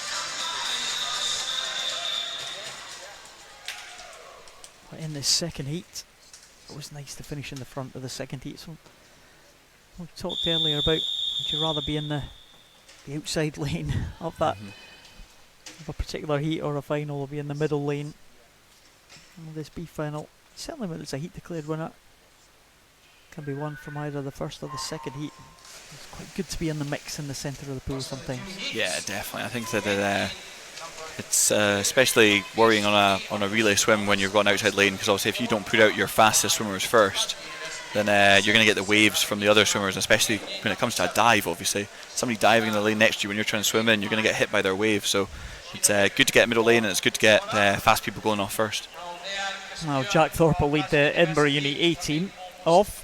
It's quite surprising actually, because Jack Thorpe normally anchors a relay. He's normally got the mentality of I come first or I come last. So he's normally really good to anchor one. But we'll see what he's got for the first leg. He might be trying to get an individual time or something out of it. Well, certainly close to his record earlier on today. That's in the second heat, of course. And this first heat sees a very good start there from lane number 6, and that's Chris Muir from Glasgow University. He hands over to Stuart Crawford, and he had a couple of seconds ahead of Connaught. It's 53.19 for Chris Muir for that first leg, 55.35 for the Connaught swimmer Oisin O'Rourke. So Connaught in second. It's all getting pretty stretched out pretty quickly in this one, because Glasgow University have gone off very fast. Stuart Crawford will bring them surely into a lead at the halfway point when they hit this bottom end, with Connaught and Munster playing catch up here. Yeah, definitely. And the advantage of doing this, obviously, is that swimmer is getting absolutely clear water in front of him, so he's swimming his own race, whereas the Munster swimmer is obviously getting a bit of waves coming into his lane, and it might be putting him off slightly off his own race. So I think that Glasgow's got a good tactic here of just getting themselves out in front, and then we'll see what they've got to back end this race. Well, two Irish teams definitely not out of it. Good leg for Stuart Crawford, and he will hand over to the third swimmer from Glasgow University, Alexei Lindo, and straight away in the water, Fionn Waters from Connaught, catching that in the very early stages, and Connaught have gone past the Glasgow Uni swimmer. Yeah, he has said, I've had enough of sitting behind you, our team's going ahead. So he's made his move massively. He was a body length behind when he dove in, and now he's a body length in front at 50 metres. Wow, great first 50 for Fionn Waters. I'll hand over to the last leg swimmer, who's Tom O'Sullivan for Connaught. Still second position for Glasgow University, Alexei Lindo, a 32-year-old, the oldest man in this particular heat here. Alexei Lindo making up the four for Glasgow University and doing a good job keeping them into second position. Nothing he could do about the Connaught swimmer. Absolutely not. He's obviously a way out in front of himself. So he just did an absolute class swim there. Managed to get his team into the lead, and they're looking absolutely strong to take this one now. Yeah, it's hard to see past Connaught now. Tom O'Sullivan on that final leg. The anchor leg for the Glasgow University, Aidan Barry. Aidan Barry just trying to hold off the challenge now from the swimmer 2 lanes down from him. That's Conor Foley from Munster. Are we going to get an Irish one too? Are Glasgow University going to hold off the challenge from Munster here? Connaught look like they are away and clear. Glasgow University still in second position. Munster still in third place, and coming back strongly, Cameron Allison on that final leg for Dumfries, right down here at the bottom. But here come Connaught into the closing stages now. They're going to take this one comfortably. It was all about the second 200 of this 4x100 freestyle relay for Connaught, and they will take it in 3:42.79. Who is going to get second? Is it Glasgow University? Is it going to be Dumfries? I think it might be Dumfries. Just nick it at the end. Yeah, another really strong swim right at the end, just like the heat one of the girls where Carnegie just absolutely blasted through. That was the exact same thing with Dumfries just coming through from somewhere not on our radar to just coming into second. Well, Glasgow University holding on to third position. It was a close finish between three teams there, but no doubt about who took it. Connaught take it in 3:42.79. Dumfries 3:49.58. Glasgow University 3:50.04. Well, big guys coming in now, Ewan. Yeah, definitely. I think that this is going to be a very interesting race. If you notice the middle lanes, it's 2 Edinburgh University teams and 2 City of Glasgow teams. Obviously, you're not counting out anyone else, in that field, but that's a lot of big names there. And I've got my eyes on lane 4, because obviously 3 of those boys were in the 50 metre front crawl earlier on today, and you can see that they have the speed. So can they produce into a relay opportunity? Just keep a little eye maybe on the Scottish club record held by the University of Stirling. Wouldn't Edinburgh University be glad to get that Scottish record from their great rivals, University of Stirling? I think that's one that will probably bounce around a fair amount. I'm pretty sure that Edinburgh will have held it in the past, and Stirling will have it just now, and it will probably go back and forth. But yeah, I think that's a great marker for the guys to be looking at, because obviously Jack Thorpe, Kieran McGuckin, David Cumberledge, they've all been to Commonwealth Games in the past, and I'm sure that's on Scott Goldby's mind too. So that's definitely something for them to be looking at. I'm also noticing that the Lane 3 team as well is another 4 very talented Edinburgh University swimmers. So we'll see if Edinburgh University can double up, or if Glasgow have got something to say about that. Yeah, Glasgow in Lane 5, the top lane of the 2 yellow lanes there in the centre of your picture. Warren DeBass, the junior team from Warrender, go in Lane 0. Swim Ulster in Lane 1. Another one of the Irish provinces, Leinster, in Lane 2. Edinburgh Uni's B team go in Lane 3. The A team, all eyes on the A team in Lane 4, led off by Jack Thorpe. City of Glasgow go in 5, led off by Grant Henderson. City of Glasgow B team in Lane 6. Warren DeBass A team in 7. Aberdeen Performance in Lane 8, and Aberdeen Dolphins junior team out there in lane number 9. So the 2 junior teams, the 2 bookends of this one, they should have a fight out for the junior title. They are separated by all the pool, but Jack Thorpe, good start here, leading them through. Yeah, definitely. I think that it is a very tactical race, this one as well. You can notice that Ross Leslie is just riding Jack's wave just now, and he's managed to actually catch it pretty well down that first length. Not sure if he's getting a wee bit of splash here, but he's keeping up with Jack, or he's keep holding his own. So he's managed to get his team into second place coming into this first finish. Well, Jack Thorpe leads them through. 50.14 for Jack Thorpe. Ross Leslie 51.50. Good first 2 splits from the Edinburgh University boys. Yeah, definitely is. That was a very good swim from Ross Leslie. I don't know whether it was riding the wave a wee bit, which is brilliant tactic making, but Grant Henderson maybe just got a wee bit of the wash there from Jack Thorpe's powerful first leg. Well, Kieran McGuckin, vastly experienced, 29 years of age now, Kieran McGuckin, and he leads the Edinburgh University team, the A team, through against their own B team. Fraser Meadows on the second leg for Edinburgh University B team. Jack McComish is on the second leg for the City of Glasgow team. They are clear in 3rd position, but it'll be interesting to see the Edinburgh time as they go past the halfway point, with Cumberledge to go in on the 3rd leg. Yeah, definitely. That's a 141.36 that he's taking over from, and Cumberledge has been swimming absolutely phenomenally with a 49 point low in the 100 metre final. So he's definitely on form, and he's looking really good down this first length. And he just looks so relaxed, Cumberledge. His stroke is almost unique. It's so unique. It works so well for him. I don't think that's possible to copy that stroke, but it just looks so relaxed, and so much power in it. He's obviously got the advantage of being quite a tall guy. And it just works so well for him, and he's swimming really well. Well, Cumberledge is extending the lead all the time against his Edinburgh University B team colleague Jack Watson on that second leg. Mark Elrick on the 3rd leg for City of Glasgow, but Cumberledge will hand over to Scott Goldby to finish the Edinburgh A team off here. 2:30.69 at that changeover. Yeah, definitely. I think that this Edinburgh B team has got to be very careful about this Glasgow team, with Joe Watt coming in on the last leg. But the Edinburgh A team looks like they are in a league of their own. They're way ahead, and they possibly might be chasing this record. I'm not sure if they're on to this, or if it's a wee bit off. Well, 3:19.15 for University of Stirling. It would have to be a phenomenal last leg for Scott Goldby just to get under that. He maybe just be shy of that record, and maybe challenge the 3:20 mark for Edinburgh University. But Edinburgh Uni A team of Scott Goldby anchoring the team, who's led off by Jack Thorpe, Kieran McGuckin the second leg, and David Cumberledge the 3rd leg. And Scott Goldby is going to bring them home just over the 3:20 mark, 3:22.01. They will take the title and they will be ahead of their own B team. And Ardea Hosuna will take the second position, 328.82, ahead of Joe Watt for the City of Glasgow. But never really in doubt there as the race progressed. Edinburgh take first and second. Yeah, two very good relays to round off the day for Edinburgh University, obviously taking the first and second place in both the women's and the male races. So very good swimming from there. I think that obviously if Stirling had put up teams, I think it would have been pretty good races, but they just managed to control that one. You know, they got out in front and they just held on the whole way.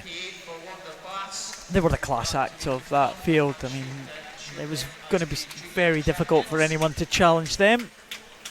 The junior team from Warrender, they finished in lane 0 in 350.58, so well done to the junior team from Warrender. I think that makes them the Scottish Junior Champions. Samuel Chittleborough, Angus Allison, Jason English and Jamie Littlefield. That is confirmed. Angus Allison certainly racking up the junior medals. Yeah, he definitely is, isn't he? He's getting his name up on that podium a couple of times, so that's really good to see. He's obviously racing alongside the boys that are currently, you know, in the shot for the Commonwealth team and the other teams that are out there. So yeah, it's good to see him. Good to see him racing well. I do stress we've still got to confirm that junior title. We think it's Warrender. But don't take our word for it. We have been wrong before, many times. Presentations now for those final events, the 800 freestyle. Looks like a very young podium. It does, doesn't it? Yeah. Just Ryan. a couple of really good swims. So Ryan Duncan, the young man, 15 years of age, in fact 16 years of age, the St Thomas swimmer. If I say 16 years of age, all the age groups at this championships are the age at the end of the year, so he could well be 15 years of age. yeah, definitely might have a couple more months of staying as a 15-year-old, but he might have a couple of months into next year as well of just being 16. So we'll probably see him again in a couple of competitions for junior. Yeah, Cameron Travis did a great job in the closing stages to take the silver medal for Aberdeen Performance. And Marshall Illingworth, no mistakes this time for Marshall Illingworth. Well, there was a mistake in the 1500, he just got beaten at the end. Definitely. I think that, you know, he must be happy with that one. It's a very good swim, especially with negative splitting it, and it's a bit of redemption for that 1500 that he might be a wee bit disappointed even if it is a good time for him. Cameron Travis takes the junior title, takes the junior medal, takes the mysterious white box. Tane was telling us what was in the white box. We haven't seen one yet. She didn't bring her title win, her 100 metres butterfly white box. Surprised that nobody's opened it up on the podium. You know, how do we pick themselves and we've managed to catch it on camera? Well, there's always tomorrow. So the medalists for the relays are just about to come onto the podium. We've just seen the men swimming, I saw the women before that.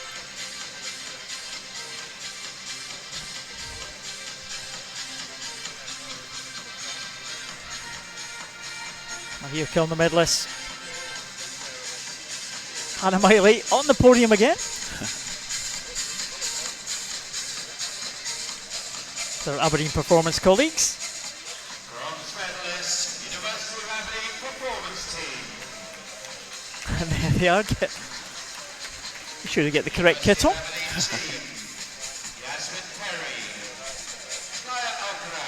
There's a good performance there.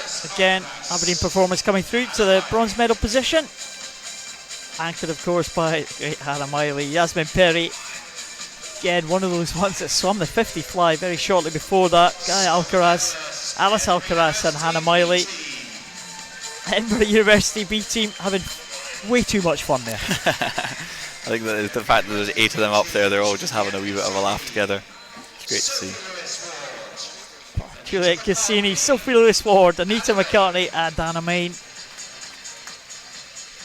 Those are the medalists for the Edinburgh University B team. Champions, Edinburgh University And there is the A team.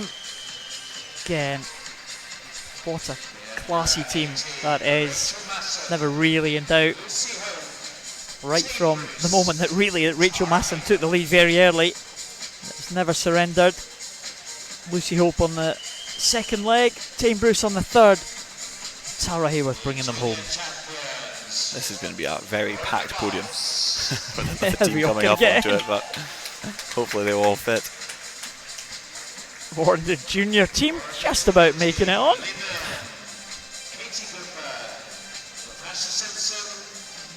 Junior team of Millie Milne, Katie Goodburn, Natasha Simpson, and the anchor leg of Natalie Jones. Katie Goodburn, the oldest in that team, is 16 years of age, two 14-year-olds in that one. Millie Milne and Natasha Simpson. Very good. That means that, a couple more years competing as juniors.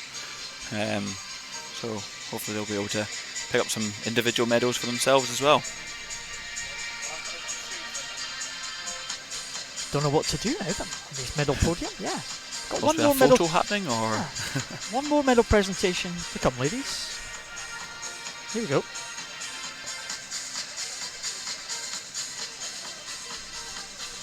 Taking Hannah Miley's lead, loving to be on that medal podium. Just want to stay there. The men coming out for the medal presentations, I'm sure. The guys who didn't make their 50 freestyle presentations preparing for that, really. I'm sure we'll see them now. Yeah, definitely.